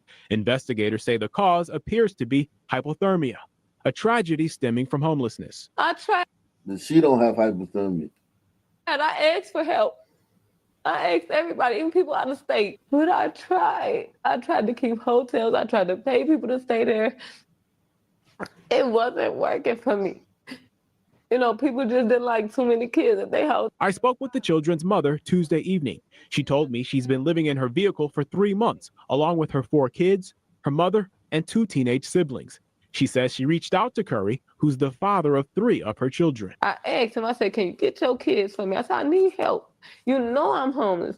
I kept a room this long. I couldn't keep it no more. They were homeless. Had Tatiana ever reached out asking to... No, she did not. All she said was, can I get them? Can I get them? Hold on. No, she did not. With this directly contradicted himself. This long. I couldn't keep it no more. They were homeless. Had Tatiana ever reached out asking to... No, she did not. All she said was, can I get them? Can I get them? Just to get them, and can I get them? Because y'all homeless, that's 2 different things. She said she had been homeless. Can I get him just to get him? Or can I get him I know he was mouthing off on the phone. Like, why do you want me to pick these stupid kids up? What I got things to do. And yeah, exactly. I need to go to the gym. And you're asking me to pick these kids up. Yeah, I gotta work out. I gotta pick that big bitch up every night, man. Yeah. We have plans. Fuck. Almost for 3 months. That's what I saw about 3 months, but she ain't never said nothing to me. Nothing. So you ain't see your kids for 3 months, and you knew they was home. You know the kids is homeless, and you ain't see them for 3 months, and you live in the same city as them.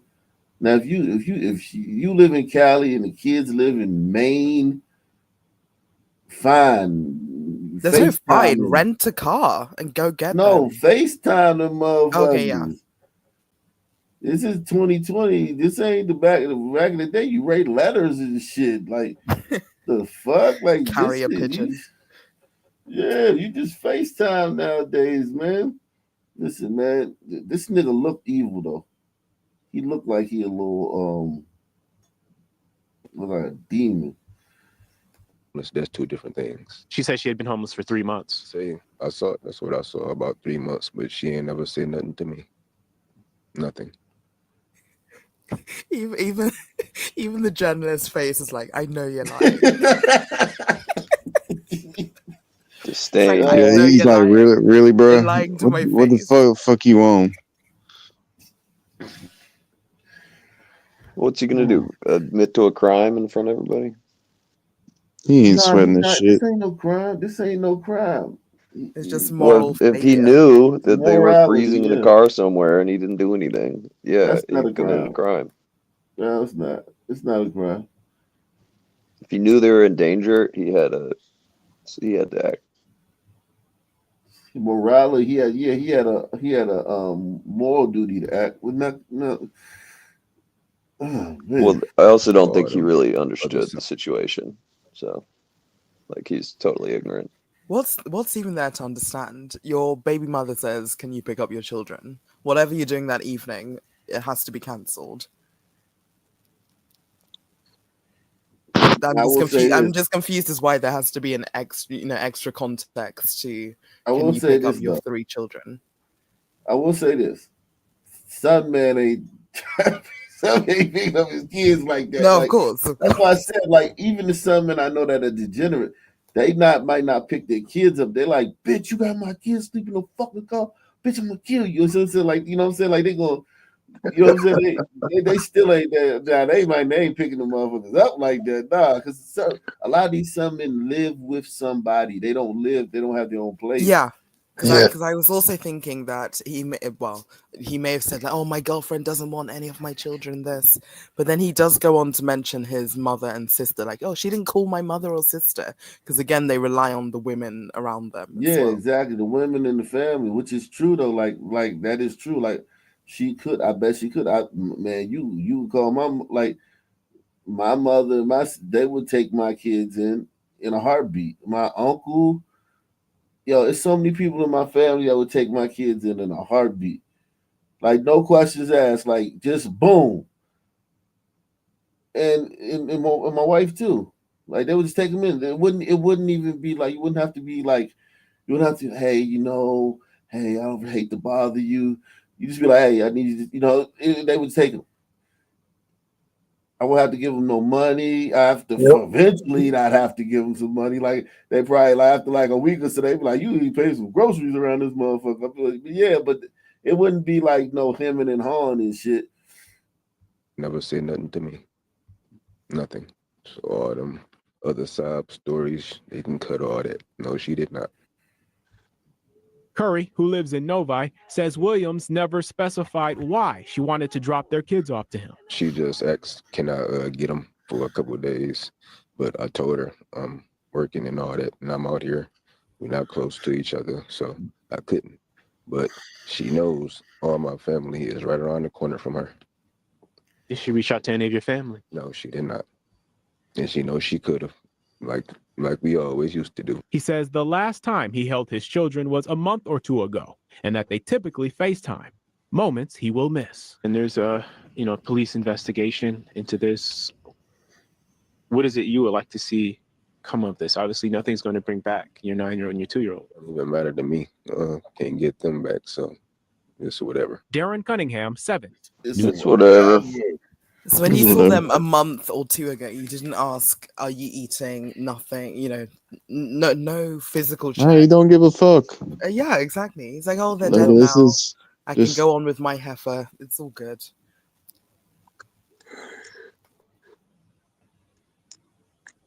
That dude look like ASAP Rocky. Jesus Christ, man. But I think I just need women to tell me. This is just women across the board, whatever ethnicity. If you have your first child and you're struggling, why are you opening your legs again to have more? Right. I just need that explained to me. because he's struggling with the 9-year-old. I don't know how. Maybe the third one is in between these two, but then you have a 2-year-old. So from, what are we, 2025? So from 2022, you were pregnant, but you were already struggling with a 5-year-old at that time. And he was already behaving as he's behaving on screen. And you're like, oh, I'll just have 2 more children for him. No problem. That's how it is in the Sun community. Every city you go. Unbelievable. The only reason it's not total chaos is because there's glider welfare money to live off of. Yep. And glider society too. Like you also have to think too, like the society, the structure, the structure of the society. I will say this now, left alone, sons would be a whole different story.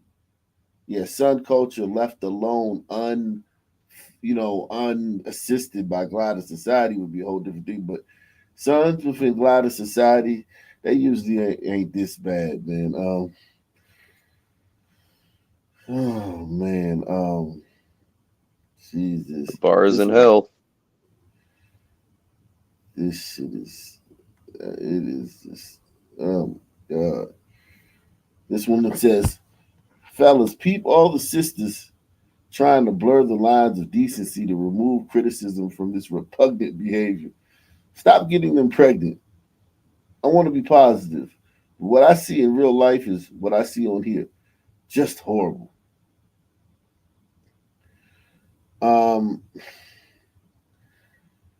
This one says, this is why Black women will never beat any allegations. Lack of stability. Your kids froze to death because of your negligence, and you want to party. And of course, it's women trying to justify it. Typical.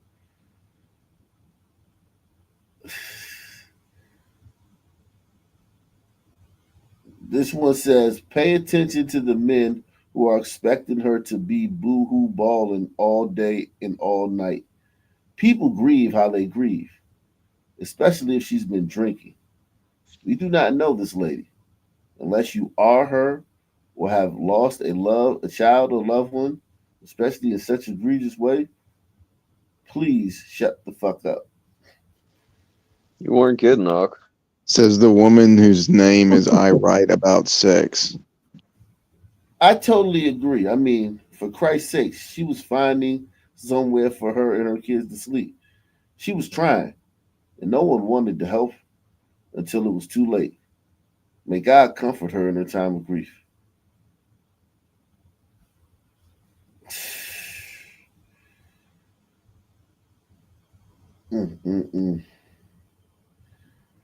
Wow.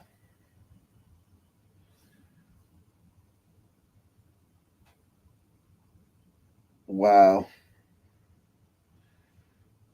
Unbelievable.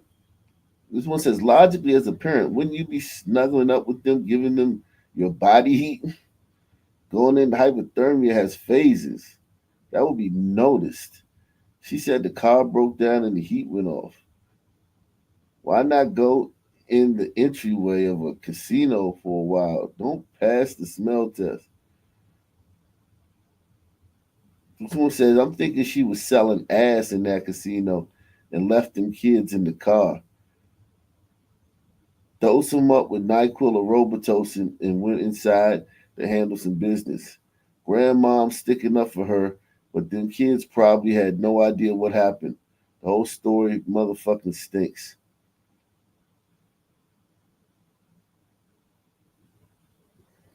Wow. Wow. I thought she was homeless with her mother and 2 teenage siblings as well. Yeah. So it's like 9 of them. When my family member died, we had a party and had fun. We played cards, danced, and had a few drinks. We were still sad as hell, but we shared fun stories about them and made their favorite drinks and food. We used the recipes they used while alive. I'm not going to police her grieving process.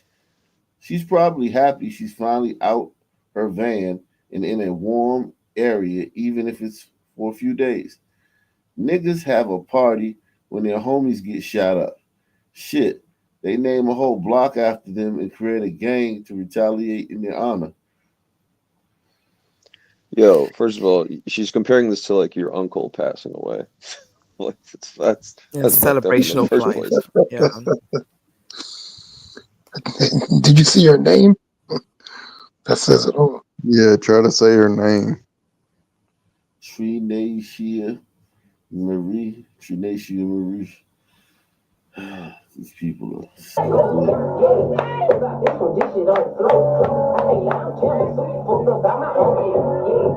Not like us. Nah, that's some other bigger song. It's not really celebration of life music, though, is it?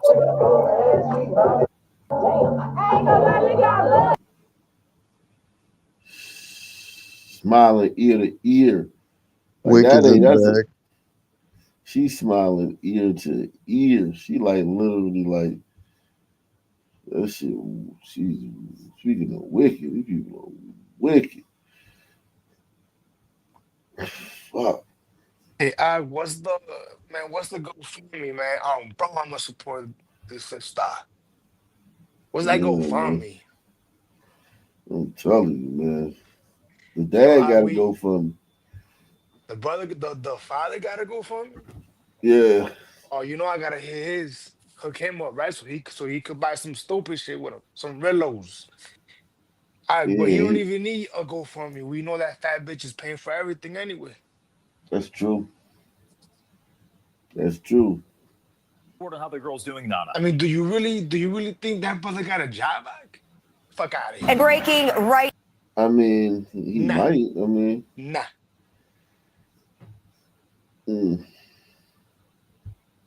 And breaking right now, a teen girl shot in a home in Prince George's County. That is the big story tonight at 10. The search is on for suspects. Nana Sayubonsu is live in Chillum. She is the latest on the investigation so far. But first up, any word on how the girl's doing, Nana?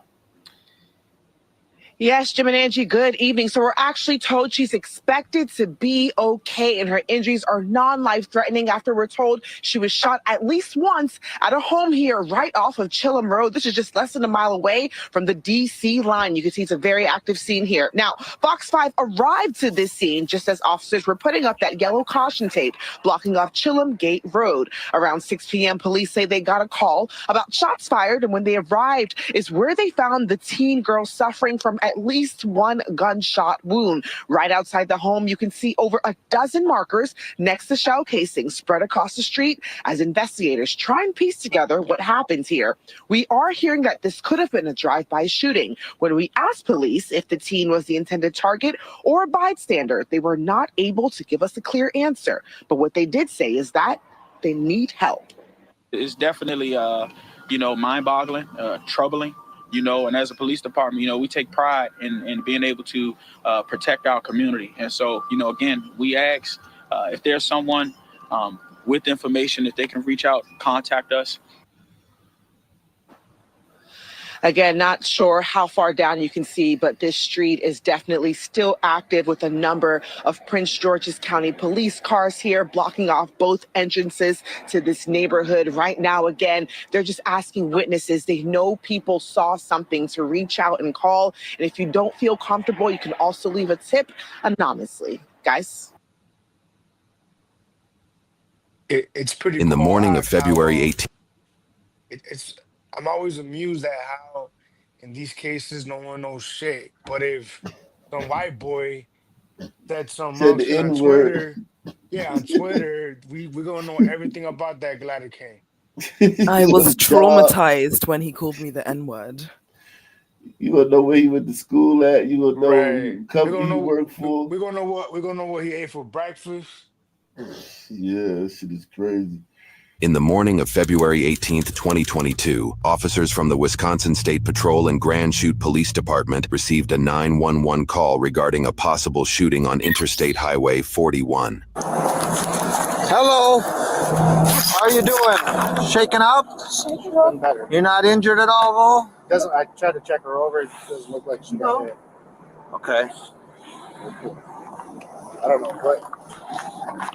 Here, you can see 9 visible areas where bullets supposedly struck the victim's vehicle. Pretty small. Yeah. What was it, 22 or something? Or what did 22 go through? That's more like a BB gun. Or a BB gun? Yeah, we're gonna wear a 10.26. And automatic? Yeah, I don't know. I mean, it's a clear pattern as it goes by. Yeah, yeah. Are your doors unlocked? Because if it was BBs, they'd be sitting there, right? Yeah, that's. I'm thinking we might just end up seeing if we can go to the police department. Are you okay to drive to the police department? It's about 3-4 minutes from here. That way we could talk inside, and then maybe we might have to look at doing something with your car. It'd be a lot easier there than out here. And then we can talk inside where it's warm and get all the information on what happened. Would you be okay with that? Yes. You didn't know these people at all? No. And from what I understand, it was a bronze-colored car, no license plate. No license. 284. Any idea what type of car? No, it was like it had an emblem on the back that looked like this, like 284. Hazard in the area of That's County Adam. Okay. Yeah, I'm not really sure. No, BB gun wouldn't do this. I didn't think so. No. Then probably a 22. That's It'd be a small. 22. I don't know if it, 22 short's not gonna Let's go. concentrate on that. You weren't. are you okay to drive that far? We'll follow you. Yep. Take some breaths, Chief. Okay. You follow me and then he'll follow you, okay? We'll go slow and we'll just get to the police department where we can sort this out. Doesn't stop. Not sure. Everybody good. Yeah. Who does this stuff, guys? The people she capes for the most. You gonna be okay? Okay. Yeah, the people she would still like tomorrow, like disown her fucking father over and shit. Sit in your seat. All right. She missed Thanksgiving dinner and shit with the family over the nigga. So let's just get her to the PD where it's warmer and we can do whatever we need to do. News reports state that officers identified the shooter's location using traffic cameras, along with the victim's description of a bronze-colored sedan with no plates and dark-tinted windows. Dispatchers at the Wisconsin State Police, in conjunction with their traffic management center, were able to access this footage through recent highway traffic footage archives. This footage is helpful in not just catching criminals, but it can also help determine who is at fault in a car crash. If you want to access that same traffic footage from numerous states across the U.S., you can do so yourself at safetyvid.org. In this case, Safetyvid.org. I gotta look that up. Damn, that's crazy. That is terrifying that they got that type of. How do they not solve more crimes, man? Good question. You know, these camera footages, like you'd be surprised how in court they might not hold. You know what I mean? Like the gliders have created an incredible justice system, where you know. Yeah. Like criminals have so many fucking rights here, and it's like some of these cameras, they're not necessarily perfect. You know what I mean? Nah, I got you. Like it's grainy and shit. Nah, I trust me. I've been to court plenty of times. Shout out to John, man. John coming through. Salute to you, John. Make sure y'all take the $7 challenge, man. With PayPal, Cash App, Super Chat. What the channel, man? Let's see this one. officers were likely able to track the suspect to the exit he took and began searching the nearby neighborhoods. According to official documents, police witnessed 2 men standing outside a residence with the suspect vehicle in the driveway just hours after the incident. One male started the vehicle as police made contact. During their conversation, officers allegedly observed what appeared to be a revolver handgun on the wall of the garage. The male in the car also shared he had a gun in his vehicle as well. Officers quickly suspected the male in the vehicle and had him step out for further questioning. You're Travis, right? Yes. So I kind of pre-filled out the paperwork here. This is our consent to search form. Basically what it says is that you're giving us the consent to search your vehicle right here. I don't want to. I gotta go to work. I ain't trying to, you know what I mean? That's why I was saying, like, to hurry up and, like, whatever. I thought it was something serious. I don't even know what it's about. Can somebody tell me, like, what it's about? Because this is kind of serious. So it's up to you. Are you going to provide consent or not provide consent?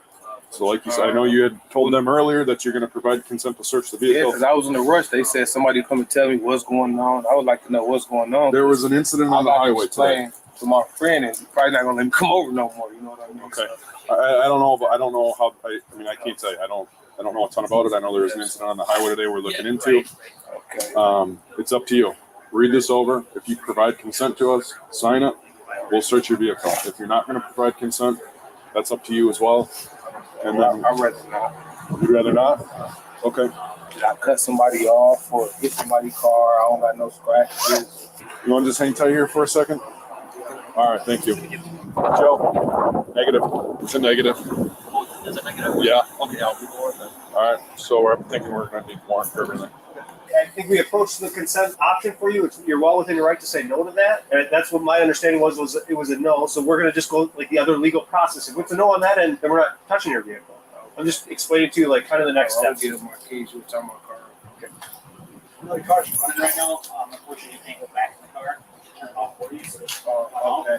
there won't be a search, nothing like that. We just please switch. Yeah. Is it a button or? Well, yeah, it's just a button. All right. All right, so can I just have you put your hands behind your back for me? House as well, and dragging them into it. Do you have anything on you that you shouldn't? Is it all right if I search you? Yes. Okay, perfect. So just step out of the garage here so we're away from your buddy. Anything that'll like poke me or stick me, any needles or knives or anything like that? No, okay, all right, cool. You just searched me already. Well, you're hopping in my car now, so we just want to make sure you got nothing on you that you shouldn't, and then we'll go from there, okay? I'll grab a bag.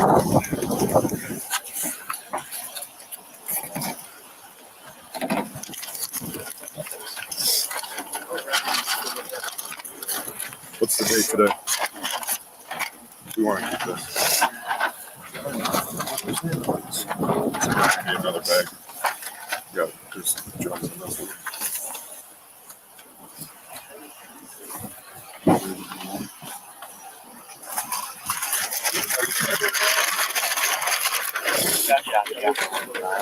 You want to just separate your feet for me?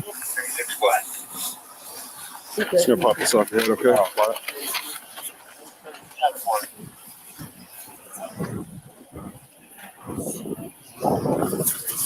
All right, let's have a seat in the car. We're right over here. You want to go over and grab the seatbelt for me? There you go. Good? Good? All right. Car is on. I'll turn the heat up.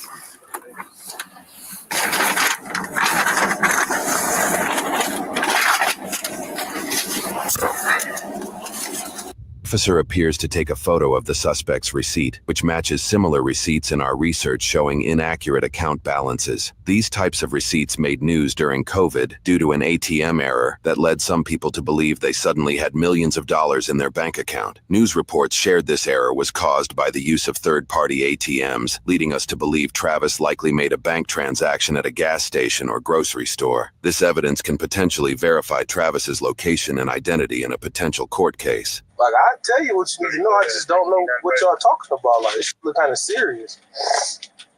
I'll snitch on my buddy if I have to. Travis spoke minimally throughout the drive. While in transit, officers on scene obtained a search warrant, getting footage of Travis pulling up the driveway and exiting the vehicle at 7:32 that morning. This timing confirmed that Travis could have been present at the shooting.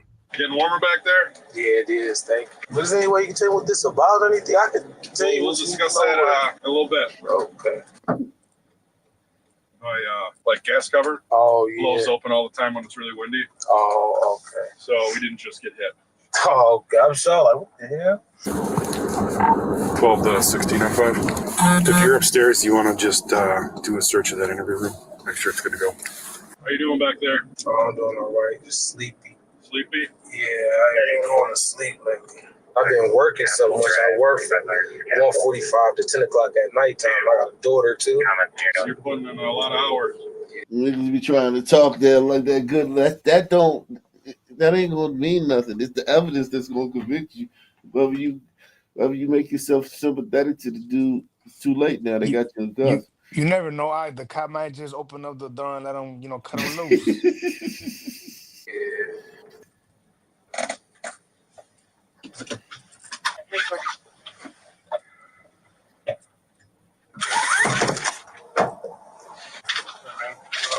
I'll hop around. Oh, did he unbuckle himself?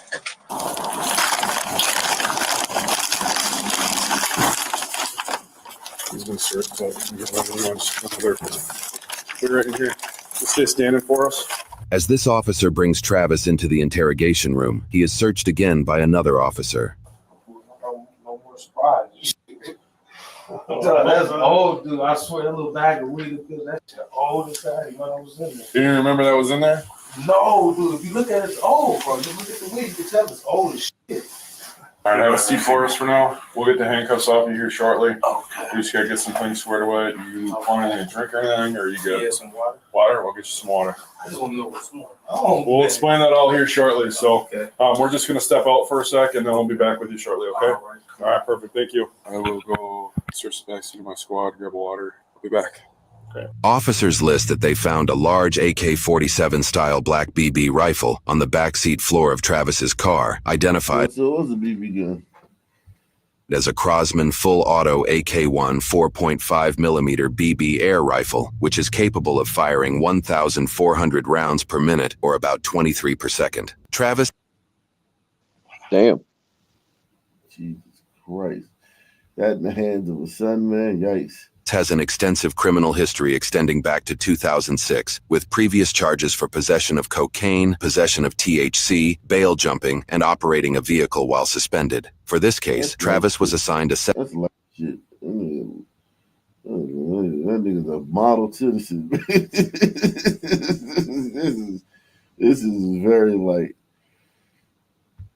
and operating a vehicle while suspended. For this case, Travis was assigned a $75,000 cash bond after his arrest. While awaiting trial, his defense twice requested a bond reduction, but the court denied both motions. He also caught a charge for disorderly conduct while in jail. Travis faced charges for 1 count of first-degree recklessly endangering safety with a modifier for use of a dangerous weapon, 1 count of possession of THC as a second offense, and 1 count of criminal damage to property with a modifier for use of a dangerous weapon. Over 6 months after his arrest, Travis agreed to a no-contest plea deal and was sentenced to 1 year and 10 months in state prison and 5 years of probation for 1 count of first-degree recklessly endangering safety. Conditions include anger management assessments, counseling if recommended, strict alcohol and drug sobriety, and a ban on owning firearms, which additionally included BB guns specifically. All other charges were dismissed. The victim requested nearly $20,000 in restitution for damages, citing losses from her vehicle's decreased value, inability to perform for her delivery job due to a newfound fear of driving, and mental health impacts, requiring several counseling sessions. Quotes from documents note that she became paranoid to drive on the highway and that the event had an almost immeasurable impact on her. After legal discussions, the court granted a reduced restitution of just over $4,000. Having been sentenced in August of 2022, Travis should be out of prison at this point and on probation. However, he is still fighting the court's decision on this case. He submitted an appeal in hopes to reverse the charges and reduce the restitution amount. The final decision for that outcome is yet to be determined.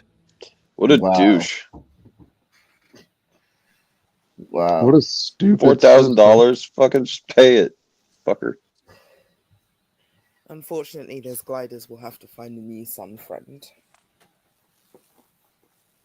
Yo, all that trauma, and she ran into one of the kinder brothers.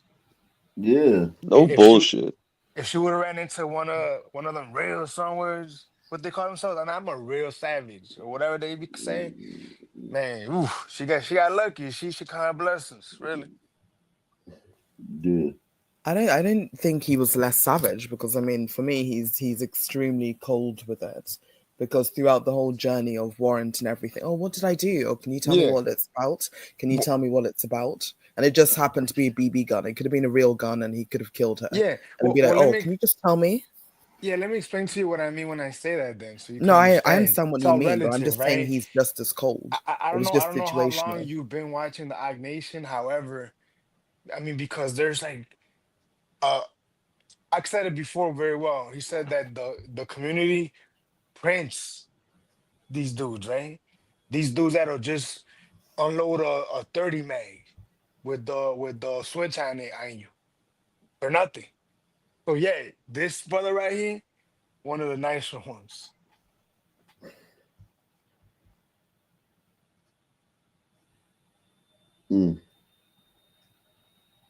Let's see. It's rough, man. It's rough out here in these streets dealing with these motherfuckers, man. Let's see. Okay. A family is speaking out tonight after their loved one was shot and killed. It happened last month in the Parkside section of Philadelphia, and the family says the killer remains on the run. Action News reporter Walter Perez is live at the scene of that shooting in Parkside. And Walter, you had a chance to speak with the victim's children. That's right, Shari. And the family tells me they know who this gunman is, and they want this man off the streets before he hurts anyone else. Robert Bennett's children say their dad was one of a kind. He was a lovely guy. We had fun everywhere we went together. He takes care of his grandkids literally all day. That's what he does. He's a granddad. It was a bit more than 3 weeks ago when the 56-year-old Bennett was eating dinner with his girlfriend inside his home on the 4100 block of Lady Street in Parkside. Apparently, they decided to invite a couple they were friendly with to come over and share the meal. After they arrived, Bennett's girlfriend got up and went to the bedroom to change her clothing. She said maybe as soon as she got to the bedroom, she hears the 2 shots go off. She runs outside, and my dad's laying out on the floor bleeding out. Police identified the suspect as 44-year-old Edward Barbin. Bennett's family says after the shooting, Barbin demanded their father's gun and fled the scene. And the most disturbing element of this case is that no one knows what the suspect's motive might have been. Tonight, Barbin is on Philadelphia's list of most wanted fugitives, as Bennett's family is hoping an arrest is made soon for the sake of the entire community. Yeah, my dad is gone, but let's not allow no one else to be gone because there's a guy running out there like a madman with 2 guns. Now, the victim's cousin also showed up that night. He was shot in the hand and expected to fully recover. Police say Edward Barbin should be considered armed and dangerous. Anyone with further information about this case is asked to contact police. Reporting live from Parkside, Walter Perez, Channel 6, Action News. Shari? Okay, Walter, thank you.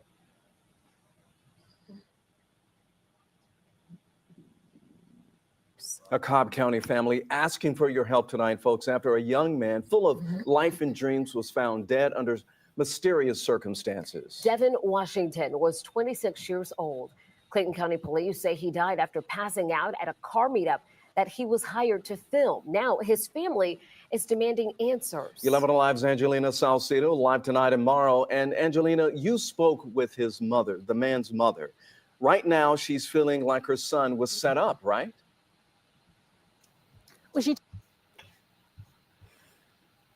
Just death, man. Black dude just missing, man. Tells me that he has never done drugs, and as soon as she heard the word overdose, she knew that something just was not adding up. This car meet, you guys, happened just over 2 weeks ago in the lot that you see behind me. Devin Washington came here to work with his camera equipment, left in an ambulance. His camera equipment and things from his car were stolen, and still nobody can tell police what happened to him. I feel like I'm in a nightmare. Heartbroken and numb. He was only 26 years old. Sharita Ward is lost without her son, Devin. He always said family is everything. The man of the house, stepping up to support everyone while paving his own path in cybersecurity and with his passions. Videography, his art, and also his cars. This SRT Hellcat was his dream car. He joined his car group. Within 90 days, he's deceased. February 2nd changed their lives. Devin was in Morrow, Georgia. And he went out there to film content, and that's when the nightmare started. Clayton County police say they responded to help revive Devin after he passed out. The video obtained by 11 Alive shows the moment he's given Narcan and doesn't respond. Investigators say unidentified people mentioned a drug might have been sold to Devin that could have been a horse tranquilizer, but no one could guarantee it was sold, and detectives didn't find drugs, needles, or pills on or around Devin. Because he didn't use drugs. While police say an autopsy will determine how Devin died, Sharita says this wasn't a simple OD. It was intentional to be able to try to rob his vehicle and rob his things. To whoever took her son away unexpectedly, I would like to see them prosecuted to the fullest extent. Now, this family wants to make sure that they do everything that they can to try and get justice for Devin. That is why they are offering a $10,000 reward out of their own pockets for any information that could help Clayton County PD try and solve this case and hold anybody accountable if that. That was just tragedy, man. This young brother just dead, man. A family. All the shit in his car stolen.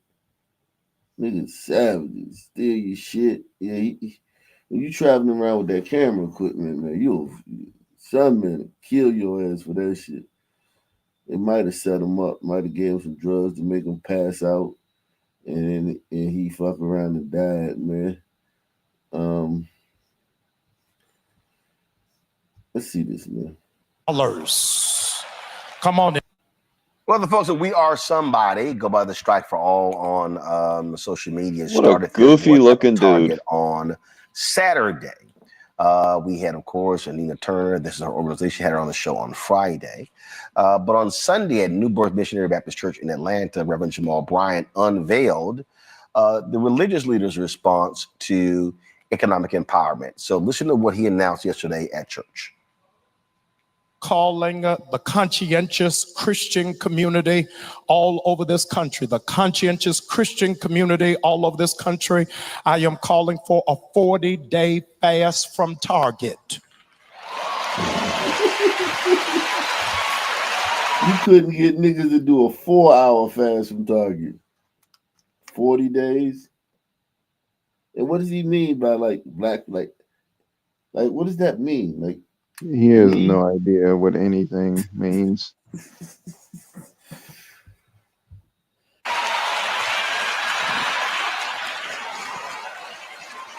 Beginning on March the 5th, 100,000 conscientious Christians. You don't have to be black, Latino, Asian, white, 100,000. You're going to sign this commitment to be a part of this 40-day fast. 100,000 of you bare minimal. I'm asking you that after service, you'll go to targetfast.org.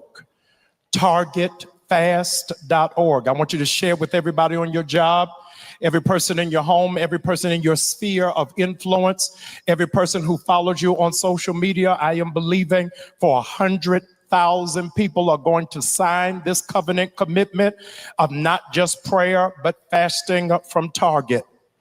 Here's what is amazing. Listen to me, because what we learned from the Montgomery bus boycott is that racist America doesn't respond to speeches.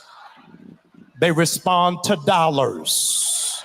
Come on, and if they start losing $29 million a day for 40 days, we will break the back of the system. I want to go on record that not only am I asking you to fast for 40 days from Target, I am telling you to sell all of your Target stock. I want the stock to go down because we doesn't have ulterior motives there. Indignation against racism and sexism in this nation. I hear the naysayers, I hear the pundits, I hear those who are detractors saying, how will this impact our black businesses? I'm glad you asked. You at New Birth, you're not at that church. So as a consequence, when it is that you register to be a part of this 40-day fast, we have come into partnership with the National Black Chamber of Commerce. National Black Chamber of Commerce CEO is here with us on the day. Brother Busby, would you please stand? Thank you so very much for being with us from Washington, D.C. Listen to me very carefully. When you register for this fast, we will send you a digital directory of 300,000 black businesses in America, where you can do your business instead of going to Target. Y'all not saying anything to me. You can buy black-owned paper towels and toilet paper and soap and dishwashing detergent. Do you know what it's going to be for America when we start shifting our own economic ecosystem and start investing in ourselves? Let me further say to all of the black vendors who presently have products in Target, we are not starting for 30 days because I want you to have enough time to shift all of your product digitally so that the community will be able to support you. Your business will not fail and your family will not suffer. Additionally, every black business that is not in the Black Chamber of Commerce, you got 30 days because the fast does not start until March the 3rd.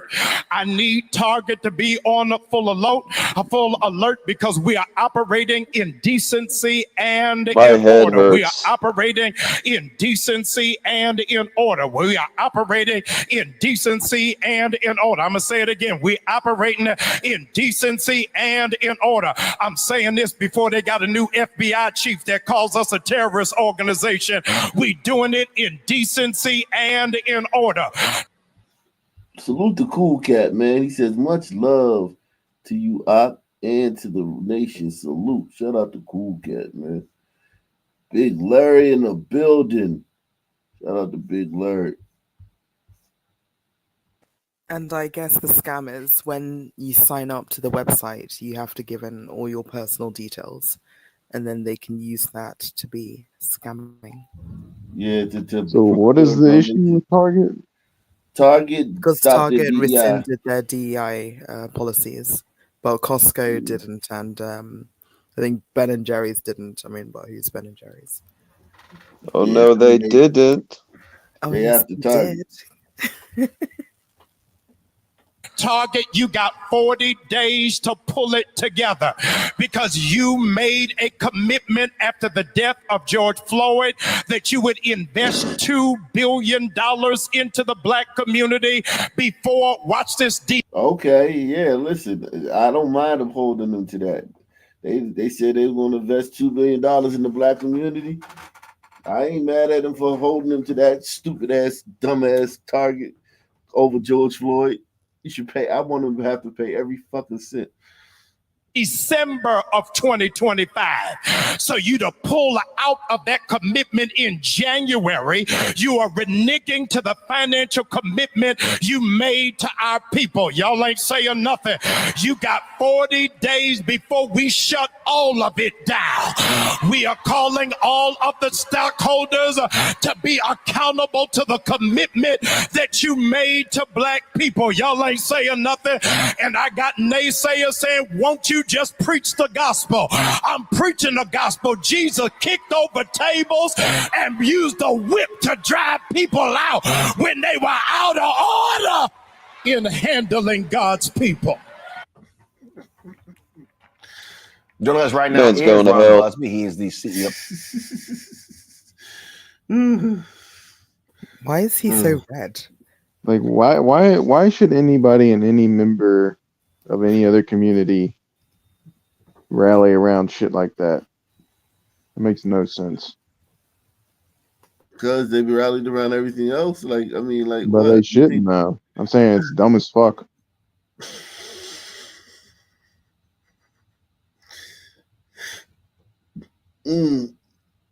Wow. Let's see.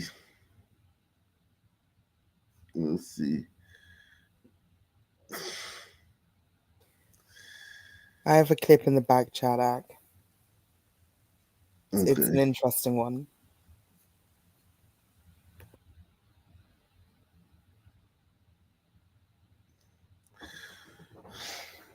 These sisters are insane, man. This is a different She model. just put them in a situation that it risked their lives. A mother is now facing charges over the death of her child. We'll break down this case coming up right here on your News at 5. We start first this afternoon with this 2-year-old daughter found dead over the weekend. And that begins our newscast here at 5. Thanks for joining us. I'm Birshal Edman. And I'm Dan Spieler. Fox 59's Jesse Wells got a hold of court records today that detail just how this case What a came to name. light. Police were first 2 years old, you in diapers. How can you leave somebody alone that's in diapers? They can't, unless you just gonna let them walk around a shitty diaper all day. Fucking piece of shit. Police were first called to this apartment building behind me by the victim's mother, who reported finding her daughter unresponsive under a dresser. Court records claim that mother admitted to neglecting her kids who were living in filth. Here on the ground floor of this apartment building near Shadeland and Fall Creek, 2-year-old Skylar Gardner died Saturday night. Police claim the little girl and her young sibling were living in horrific conditions, with the apartment floor and walls covered in feces amidst a stench of rotting food, according to Jesus, this is a different mother. Again with the multiple children. Like, she has a 2-year-old and a younger sibling. So that's either an Irish twin or just like newborn. Why? Close your legs. This is the Sun community over here. I don't know what it's like where you're at. This is like Exhibit A. This is literally the standard. To be honest, this affidavit, the girl's mother. This is rough, man. I'm trying to take up for my son. Feces amidst a stench of rotting food. According to this affidavit, the girl's mother, Chantel Gardner, told police she left her young children home alone for several hours every day and night while she spent time at her boyfriend's house. Clearly.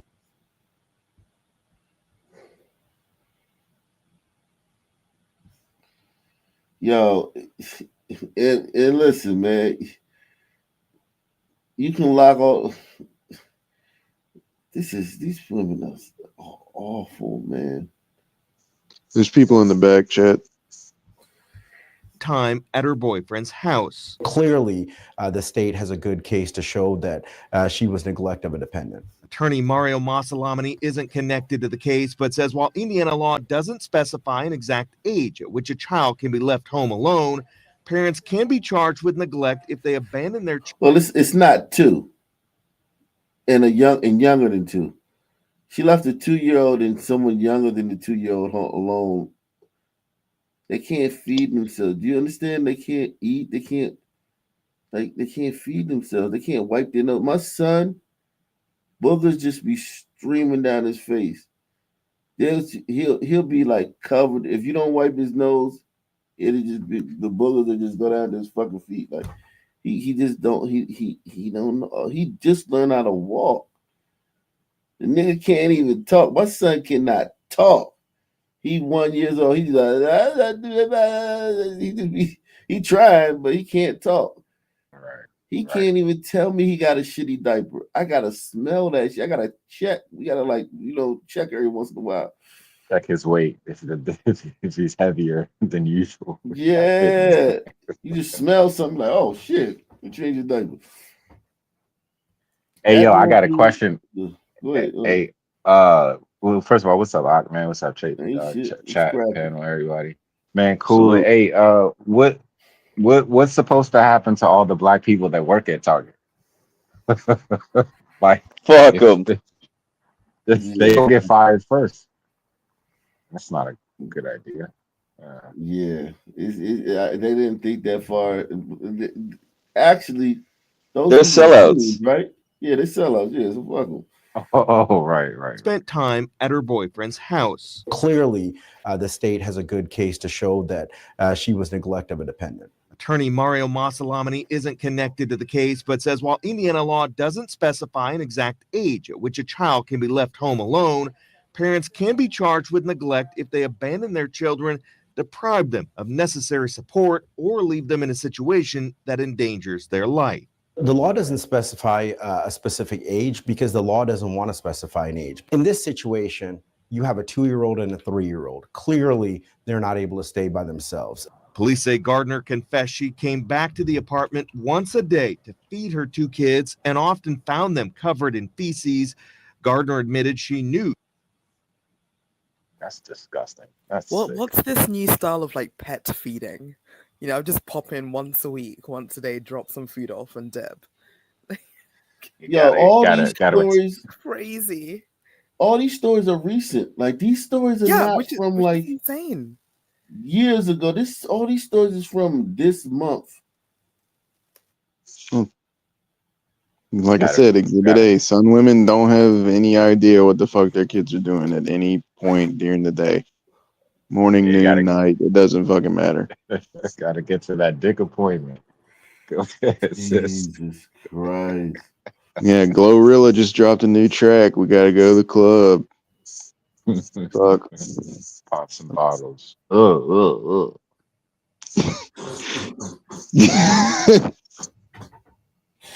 Yo, this chick right here, though, it's like, this is 3, right? So this is the one in Pontiac who kids was living in squalor for 4 years. The one in Detroit, kids froze to death in the van and shit. This is Indianapolis.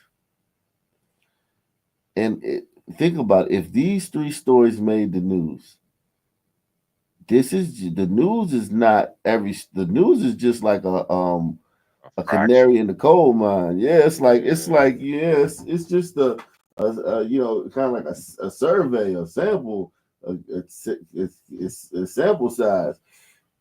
This shit is happening way more than this. Yeah, there's social workers who are, worked to the bone trying to juggle all these sisters and their, roaming broods.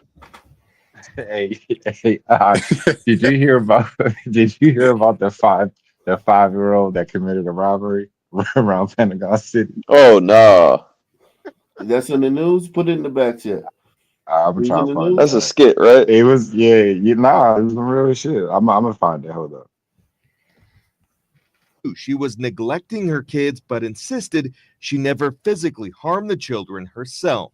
So in neglect of a dependent, man, if you come back every day and they're covered in shit, you're physically harming your kids. If one day you come home, your kids covered in shit, and the next day you leave them again and you come back to feed them and they're covered in shit, and then the next day you leave them and then you come back to feed them and they're covered in shit. And let me add one thing. They get abortions all the time. So like even at that early stage, they are avoiding accountability. So just thought I'd add that. And this is what I was saying about abortions, man. Like Gliders is a lot of Gliders laws like constitutional carry and a fucking 70% Sun City. Getting rid of abortions in Sun cities. Yo, maybe these women, like, could you imagine, like, these women, they fought for abortions. Remember, they were fighting for the right to have abortions. And I see why now. I see why they were fighting tooth and nail to have abortions. Yeah, they don't need these babies. They need abortion. Yeah, I mean, they fought, they literally, like Kamala, like she had like 70-something thousand million votes, man. She got 90+% of Sun women. They shouldn't be allowed to procreate, like have sex. Shouldn't be allowed. Show that she intentionally tried to harm them.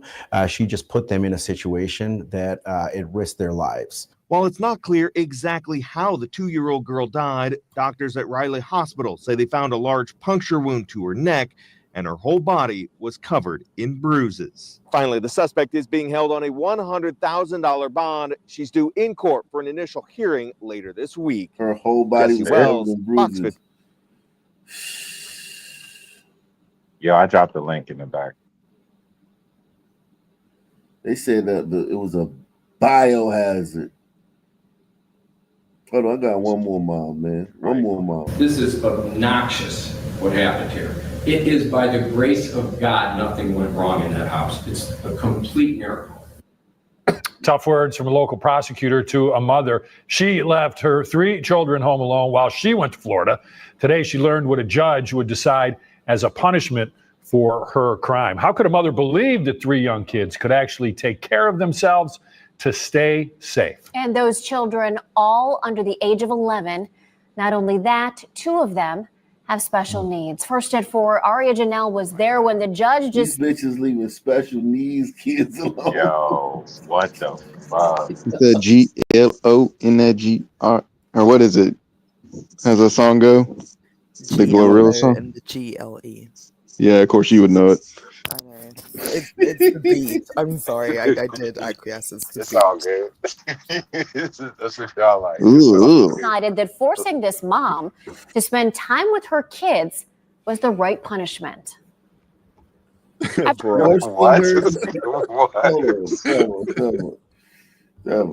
Have special needs. First at 4, Aria Janelle was there when the judge decided that forcing this mom to spend time with her kids was the right punishment. After going through this whole court process in that one-day trial, Dominique Knowles made it known today that she still thinks that her 3 children, all under the age of 11, could have taken care of themselves. I did believe Stand my on kids business. was able to get up by themselves. Salute to her, man. Shout out to her. He stood on business. But I wonder if any of her special needs were, like OCD based. They're very autistic, man. I'm trying to be a devil's advocate. The sister, like, she tried to, like... She's trying It's showing her colors more and more with every show. She's a girl's girl. I got you. You all right, sis. Right, she trying, man. I ain't mad Right, at you, man. just give an excuse. Wow, offering up excuses, man. God damn. She doesn't look like a troll. Let her off. Yeah, that weave's on point. You gotta say, don't you? Nah, she's cute. I ain't gonna hold you. Ugly as shit on the inside, though. But I wonder as well, like, this is my actual point. Properly dress themselves and get themselves to school. Dominique Knowles inside of a Rocky River courtroom, laughing and smiling despite being found guilty of child endangerment. She says her young children should have been able to take care of themselves for 2 days while she was in Florida. The mother of 3 hoping for some leniency. My kids is everything to me, and I do everything for them by myself. Back in February, Knowles left her 3 daughters, a 10-year-old and 2 7-year-old twin girls with special needs, home alone. Are you okay? Yeah. The reason Knowles had to fly to Miami to help a friend who had just had liposuction. I just really wish I could go back and change the circumstances and change what I did. While Knowles apologized. I had to leave my special needs kids alone to help a friend who had a fucking BBL and shit. And we just got a BBL. We've heard this before. Yo, this is insane. This is straight insane. Shout out to my man Cornelius. Day one Cornelius in the building. Shout out to Deluxe 247, aka Cal Ripple, aka the real MVP. Come on through once again. Shout out to the sister for standing on business. She like, yo, You said I raised them right. They can stay home for 2 days since I raised them right. Go ahead, sis. Yo, while I go to Florida and fucking help my friend who just got a BBL recover from her BBL surgery. Yo, you can't make this shit up. No, this is like South Park level retardation. Yeah. Right. Hold it down. I'll be right back. Hold it down, man. Jesus Christ. So what I wanted to say as my main point is I think obviously 70s to 90s children, a lot of us were latchkey, kids, and obviously no That's phones, facts. no mobile phones, anything. So come back from school, like, okay, food's here, only eat this, don't touch this, don't go into this room, do your homework, I'll be back from work at this time. So all these women, I'm assuming, are children, latchkey children, and they're just doing it. They're not even setting grounds to do it. They're just doing it without any kind of preconditions. So that's my man. Latchkey kids were home for a few hours. You know what I'm saying? Like, it was a couple hours. You know what I'm saying? That's what I'm saying. It's After just that they're doing it, but it's just the younger children. Number one, they're not providing food. the surrounding isn't there. They've just evolved with it. Right. It is disgusting. This is gross. But yeah, for all of these to happen kind of within the past fortnight is just insanity. Well, if there was no gliders taking care of this, this would be this would be rampant. Of course. Yeah. And there would be no courts. There'd be nothing. It would just be ooga booga. I'll fucking beat your ass on site. That's all it'd be. Well, yeah, that's why we have abortion, though, to take care of it, you know? Yeah, without abortion, America would have fallen apart already. Yeah. No, it's crazy because like half the people who use it are Hispanics and blacks, and then the other half are just like, you know, the whites and the Jews that fucking vote for this shit and shriek about it because they think we're gonna like turn it into The Handmaid's Tale, all that type of stuff. Yeah, and glider teenage girls as well. They use it quite a lot. Like, when is that like a Chinese lady gonna be using abortion? Like, why does she have to make this part of her, you know, voting criteria for political candidates? All right, good point. You know, They just get pressured into it. Yeah, I think you're right. You know, Yeah, they do. It's a one size fits all type of like female hive mind. Yeah. What's even more egregious is that the chick who got the BBL knows her friend got kids and probably knew she left them home alone. Yeah, well, no, they're both out there like fucking Tyrone. Obviously, that's what it's really about. So yeah, the BBL She probably said it'll be good for him. That's right. Teach them life skills and shit.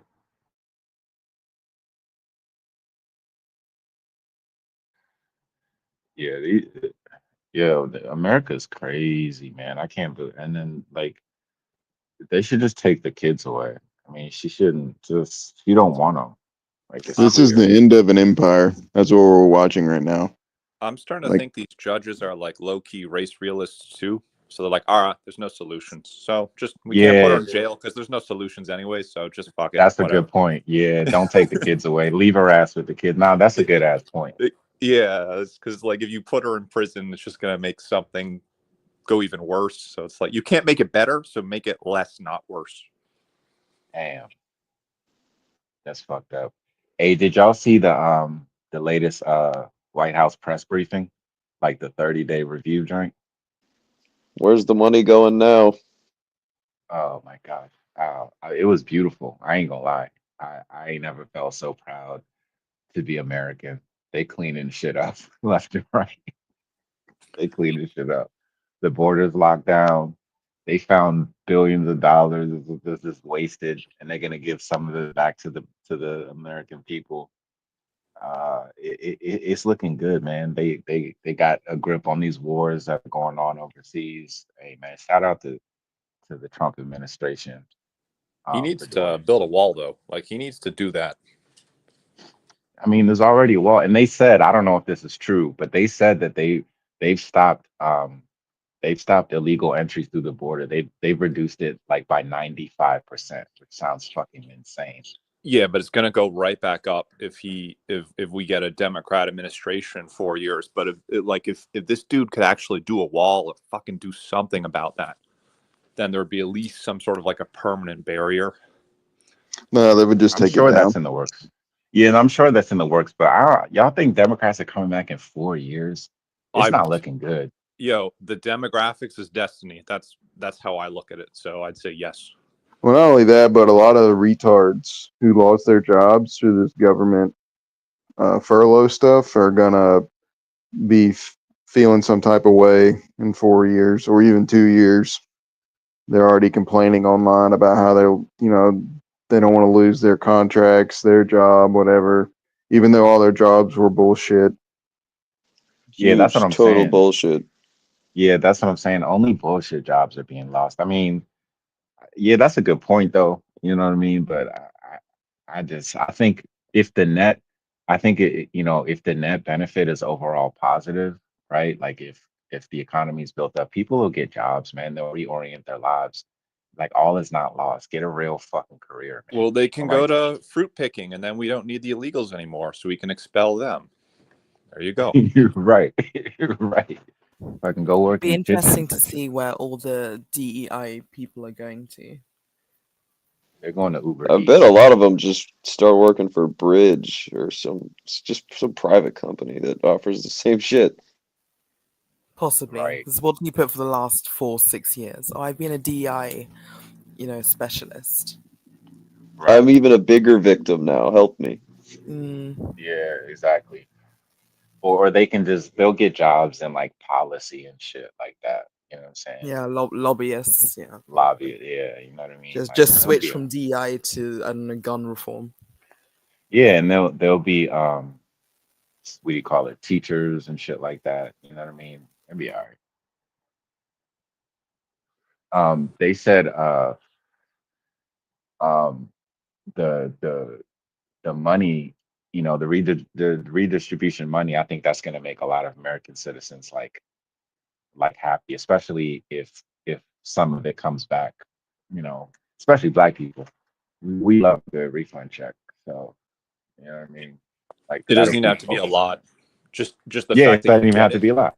It just has Yeah, to be like the image in your mind type thing. It's yeah, like training a dog. exactly. Like, oh, when Trump was there, I got some money back. Good. And then Yeah, that's and like we'll go 20. for it. Yeah, exactly. So it doesn't have to be a lot, but just the fact that you're getting a plus instead of a minus is like half the battle. Right, exactly. And then I wonder what getting rid of the IRS is gonna be like. That's gonna be epic. A blessing. Right. I'm here for all of it. I'm not even gonna lie to you. I'm here for all of it. So happy. And the way it makes some people upset. Oh, it makes me so happy. I love People are trolling. confused. They don't know how, like, the liberals I know, they're like, because they're not retarded. They're not, they're gliders. But they still have that indoctrination and the brainwashing. So they see the good that it's creating, but they see where it's coming from, and they're just very, very conflicted. I will say this is the first time I've ever felt like the Democratic Party or the left is like off balance Yeah. in my lifetime, Yeah. where they're Yeah, actually yeah. kind of like, okay, shit, would like the formula is not working right now anymore. Like what should be the next move? It's almost kind of like creepy and scary. Like what are these people going to do? They're like just kind of chilling and I don't know what's going to happen. Yeah, they're gonna have to get with the program. I mean, I think they're gonna have no choice. Because I think they're losing a lot of things. Okay, when's the last time you heard about like climate change and all that bullshit? Like a Today. while ago, right? And then also the trans thing, like that thing is not anywhere where it used to be. And the novelty That's and their the shock death knell right value. there.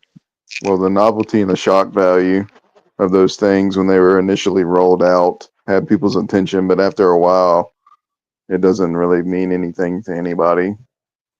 Yeah, and I think in Europe, like a lot of those medical places are shutting down too that did this shit. And Yeah, like the big one in London, it kind of shut down, and then a lot of the detransitioned, well, they're probably young adults now. They're suing the center and kind of Yeah, I all the heard about doctors, that. like, I just needed therapy, and you told me I was trans, and I've removed Yeah, my yeah. breasts, and I've done this. It I'm was trying, always bullshit. yeah. I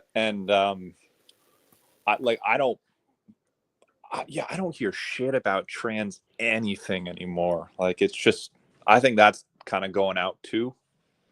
And then I think the big one is immigration, because it feels like the majority of Americans are on board with the illegals, but unfortunately, legal immigration is still like, I don't know. You see political figures in the Western world flirting with it about, just does it make sense to have essentially non-European immigration? But that's the big one, in my opinion, that matters over pretty much everything else. Well, they're saying it now because there's no Transgender birth NC. replacement. They gonna hold on to Gliders, the gliders transgender aren't thing. having children, so now it's like, oh, the immigrants need to come in. I am willing to sit down with the IOC, the USATF, the NCAA, with any of my international federations, even the Trump administration, Trump himself. If he wants to sit down with me and talk and have a human conversation and see me. What would you say to President Trump? What would your message be? I need some explanation as to why you want to completely eradicate us from Because you're a society when man. we've done nothing wrong. And like, even if he wants to have a team to go around with me and see my day-to-day life and what I go through as a transgender female athlete, all for it. How has life changed, or has life changed since President Trump's inauguration? Oh my gosh. So I'm Black, I'm a woman, and I'm transgender, and I'm an athlete. Each of my identities is a target, especially in America. Prior to this set in stone administration, I woke up every day and I face adversaries when I leave my house. Now I wake up every day and I have to make sure that I make it home alive. It's really sad to see people going out of their way to make it known that you don't belong here. All right, guys. So we got. Hey, this man, Not a woman, thank was a freshman, a male, competed with the men freshman year, quit, turned into a woman, and then won a national championship the next year. Yeah, but this is what I'm talking about. Like how soft. Like we didn't hear this thing calling Trump a Nazi or white supremacist. Like that was a soft, very calm. He was almost like begging for his attention. Yeah, no, that's true. His tone was conciliatory, and Exactly. and last year he would have been like literally like railing on Trump, and he'd have had the wind beneath his wings and the wind at his back, and he would have just been, like. Yeah, Like in that committee, the town hall meeting, where they're like, "See That's me, right. I exist. See me." And the news anchor too, like they're not so fierce and like when like the news anchors just really agree with the people they're interviewing now whenever they're a liberal. Like the anchor is also restrained and Yeah, she does look bored. getting that 51% of the vote does a lot in all arenas, in all contexts, because this fucking this gorilla thing up here knows that if he starts calling Trump a Nazi, okay, you're calling 51%, you're calling majority now of the country a Nazi, and that's just, it hits different, and I think that matters a lot. Yeah, Well, and not that. The other point is, where it's like, before I could wake up and leave the house, now I'm scared that I'll make it home. Nobody's looking at you. Nobody is looking at you. You're like, and you're a whole man. You're like 6'3". Like, you're fine. Yeah, it's just because you're tall as fuck. And you're ugly. And ugly. Now they got they big had a good ass time, though. hands. They had a good time. They beat the shit out of these women for a good half a decade. They had a good run. Yeah. Did you see the She-Man on Piers Morgan? Just totally uncouth. I think he had to cut the interview short. He was doing all that Trump is a Nazi and I think Donald Trump should stop booty clapping to Elon Musk and actually get something done in this country. And eradicating trans people. This one is insane. Is this a troll? Riley is just a tremendous athlete, and it was a very unfair situation. And to have a president who is willing to listen to us, feel entirely vindicated. There are only two genders, male and female. Donald Trump is a complete moron. Trans people exist. There are more than two sexes. Blossom, should we combine the Paralympics with the regular Olympics? Have them all compete with each other? We talk about trans people. We're talking about gender identity. I need both of y'all mindset to become more expansive. Right. I know that's a little hard for Can you both answer of my you. question? I Right, think what you're saying is conservative propaganda. I think what you're saying is y'all. Can you answer my question? I mean, why not? And to go back to Right, Riley's yeah, point to why that- not? Oh my gosh! Oh, You yeah. are completely insane. Honey, it takes one to know one. People like Blossom are exactly why Donald Trump won. For me, this is absolutely about the integrity of competition. It seems completely insane to me. When it comes to the biology of sport, it is very, very clear cut. President Trump has banned trans athletes from women's sport. Will the Olympic Games heading for Los Angeles comply or defy Later, we'll bring you my exclusive interview with Lord Sebastian Coe, who could be the next Olympics president and effectively the top boss in world sport. And he knows all about Olympics because he was an Olympic champion himself. But we begin with this. It will henceforth be the official policy of the United States government that there are only two genders, male and female. But all of that ends today because with this executive order, the war on women's sports is over. Look at all those women. Stand Well, the up. New York Times calls this a shameful campaign against transgender Americans, while NPR warns of extremism with chilling echoes in history. Trump is facing a slew of legal challenges to the trans ban, but so far it's getting results anyway. The NCAA, which enabled the whole Leah Thomas farce, has reversed a 15-year policy and will ban transgender women from women's sports. Athlete Cece Telfer, a mediocre male runner who transitioned to become a record-breaking female runner, said this. They would be smart and educated enough to know that something like that that's not how history works, and that's not how the direction of progressiveness works. And you can't take back history. Well, I responded on X by calling the interview absurd, adding that she was born male, looks and speaks like a man, runs like a man, and is smashing women's records. She's not a victim, she's a cheat. Well, athlete Riley Gaines led a chorus of conservative criticism, but also rebuked me for not referring to Telfer as he. Now, look, here's where I feel about this. I've got no problem with calling a trans woman she. I only have a problem when I believe they are deliberately trying to erode women's rights to fairness, equality, and safety. And I think that's my dividing line. And so really, is it the hill to die on as to whether we call Cece Telfer he or she? I don't think so. But Riley will explain herself when it comes to this. Others have pointed out that Cece Telfer has no respect for women whose sporting dreams she's shattered. That's an interesting part of this debate too.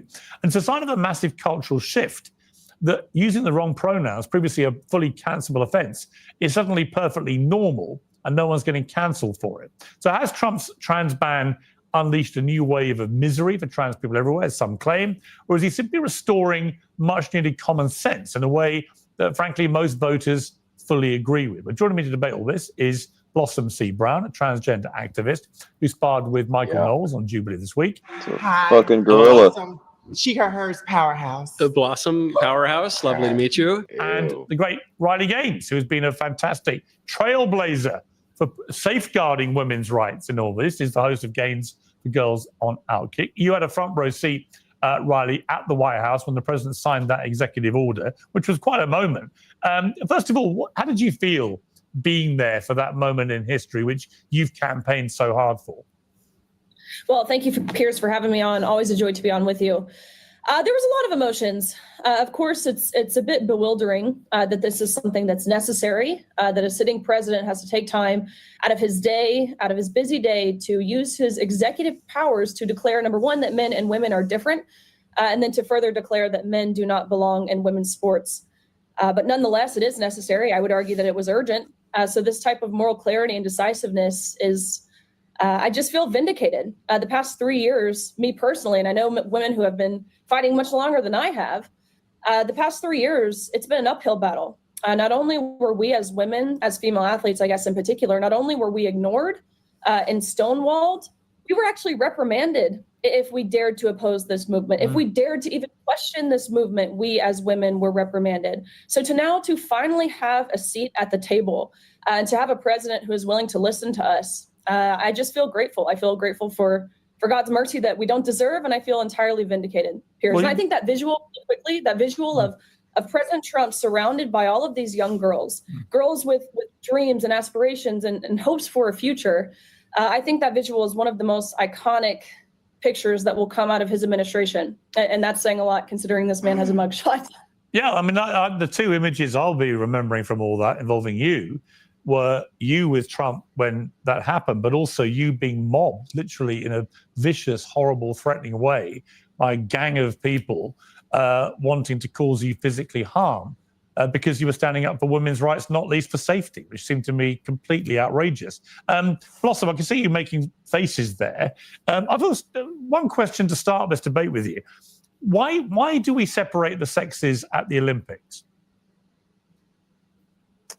First of all, I want to say shout out to Cece Telfer. I've met her before. She is a magnificent person, and she is very bad ASS, and I love her to death.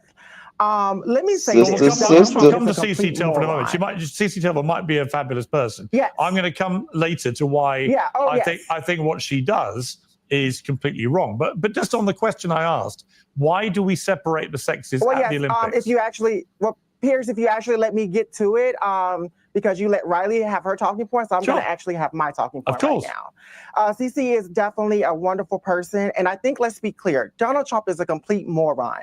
Donald Trump talks so much about waste and fraud, and you're signing a whole executive order banning trans women from playing sports. According to the NCAA, there are over 510,000 athletes, and within those athletes, there are only less than 10 trans athletes. So you mean to tell me Donald Trump signed an executive order for 0.002 of the population when trans people are only 1%?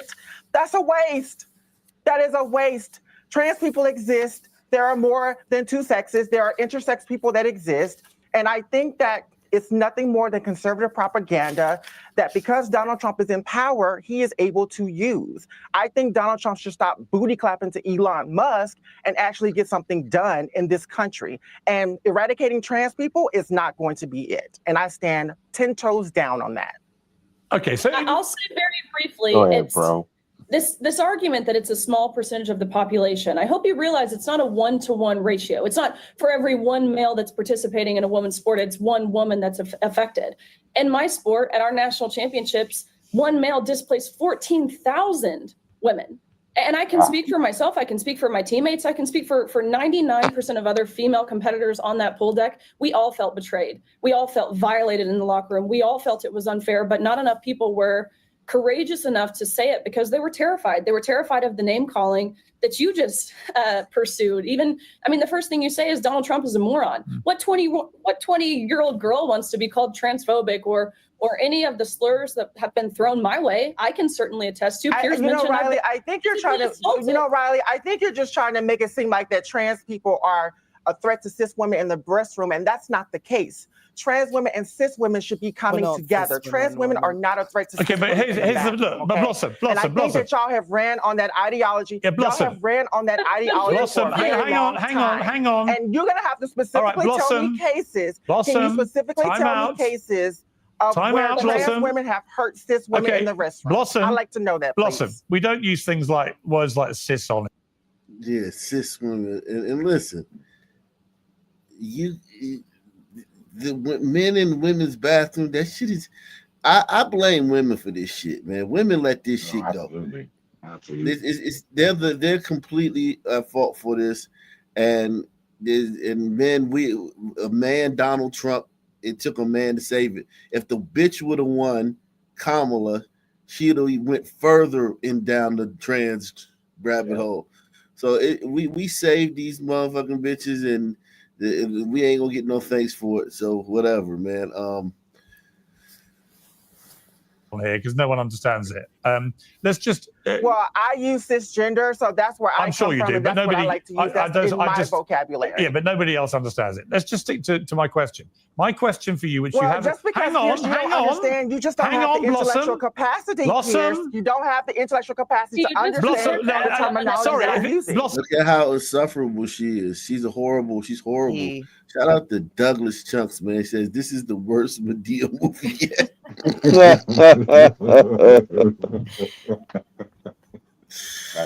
Part 7.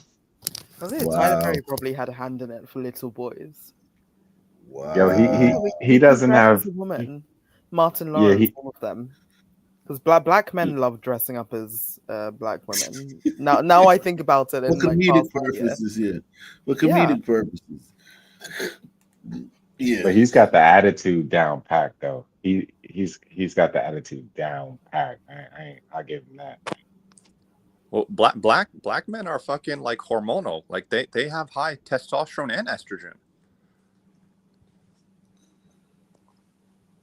Wow. So, just to explain something, you're appearing on a show called Piers Morgan Uncensored.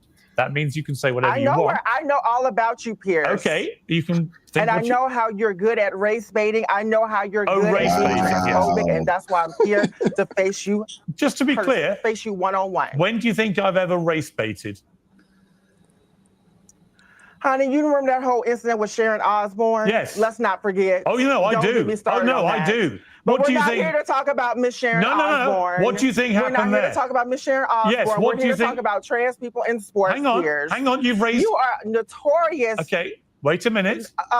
Wait a minute. Piers, Let's you have a are conversation. notorious Let's have a conversation.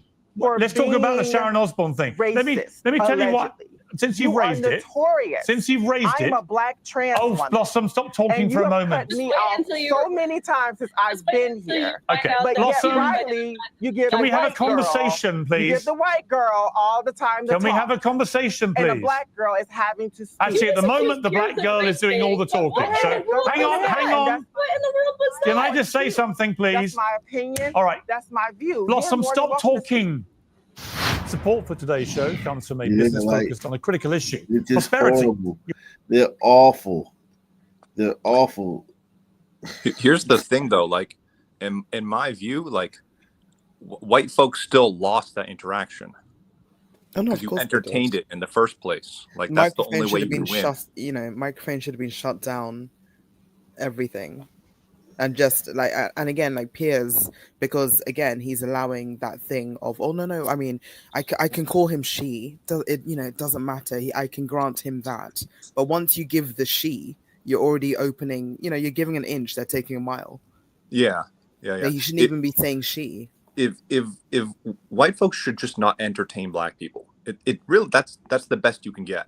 Like, once you entertain them, it's like entertaining Muslims. You have them in your country now you have to fucking deal with them. Like, just the only way to win is not play the game, basically. Yeah, I think we're heading in that. It's true.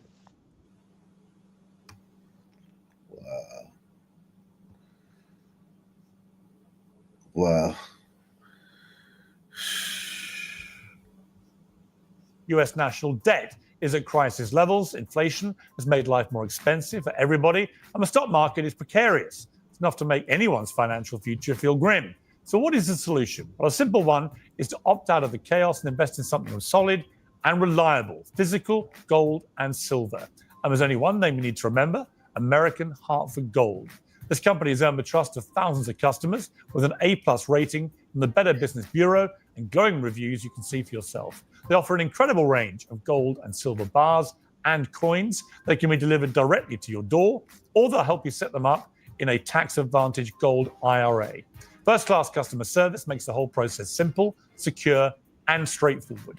American Hartford Gold is committed to getting the truth out there and giving you peace of mind in uncertain times. And if that wasn't enough, you'll get up to $15,000 worth of free silver when you make your first purchase and mention my name, Piers. So make the smart move. Call 866-692-2474 or text Piers, that's P-I-E-R-S, to 65532. That's 866-692-2474 or text Piers to 65532. All the details are in the description.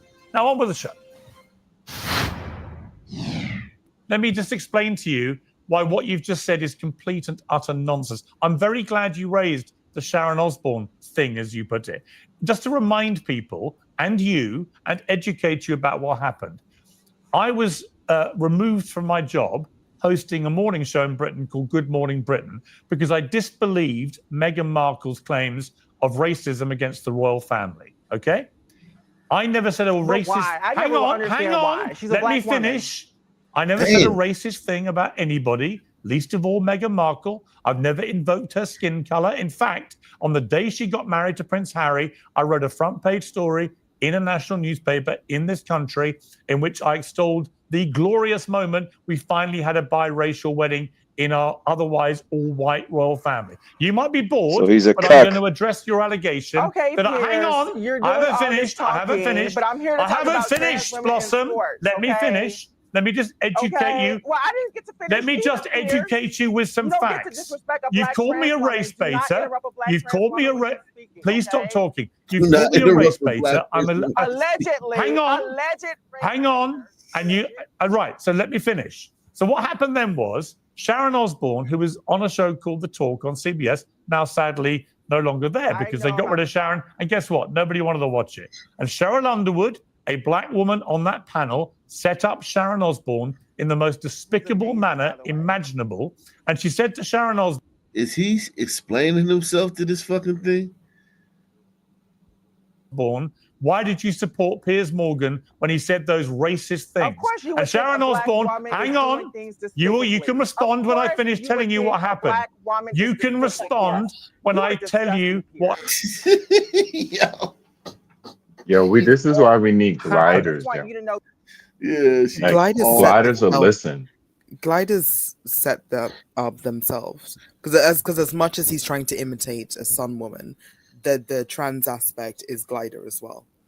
The over talking, the just I see me, I'm trans, you're a cis man. This so it's both things at once. Yeah. This is awful. These people are awful. But the way he kept his composure is remarkable, because even me, I would say I'm a more mild mannered Sun man, but I wouldn't have got that far without telling her to shut the fuck up.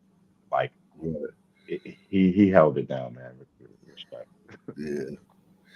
Salute to him, man. Yeah. You say you got the video in the back chat. We watched this last one, man. Let's see. Let me see here.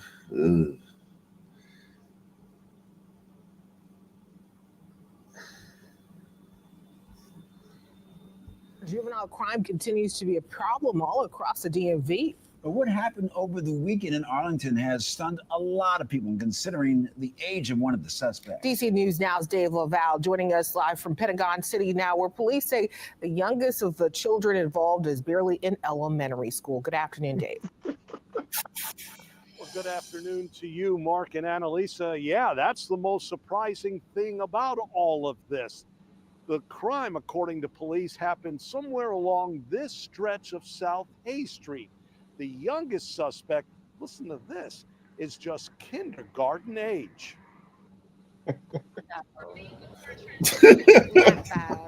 Yes, Brianna Winford. Arlington County Police say a 5 to 6-year-old boy took part in a robbery in Pentagon City Saturday night. 5 or are we sure? Officers say the boy was 6 children, boys and girls, who targeted a business along South Hay Street. Wow. I'm honestly speechless. I'm speechless. That's insane. Police say the others involved ranged in ages between 12 and 14. 5 or 6 years old, you should be in the house. You shouldn't even be out in this weather at 5 or 6 years old, if we're being honest. It's sad. It hurts. Frank Gunn has a son about to turn 2. It makes no sense. It's a little scary, and to really think about it, it's harmful. Society might be going in the wrong direction right now. That's unusual. Ashley Savage is the spokesperson for the Society? Arlington Police Department. She says investigators are working to identify all 7 children, including the youngest one. I think if we were going to surmise, it's likely that that individual is probably going to be a younger sibling of one of the teenagers, and this is a group of teens together.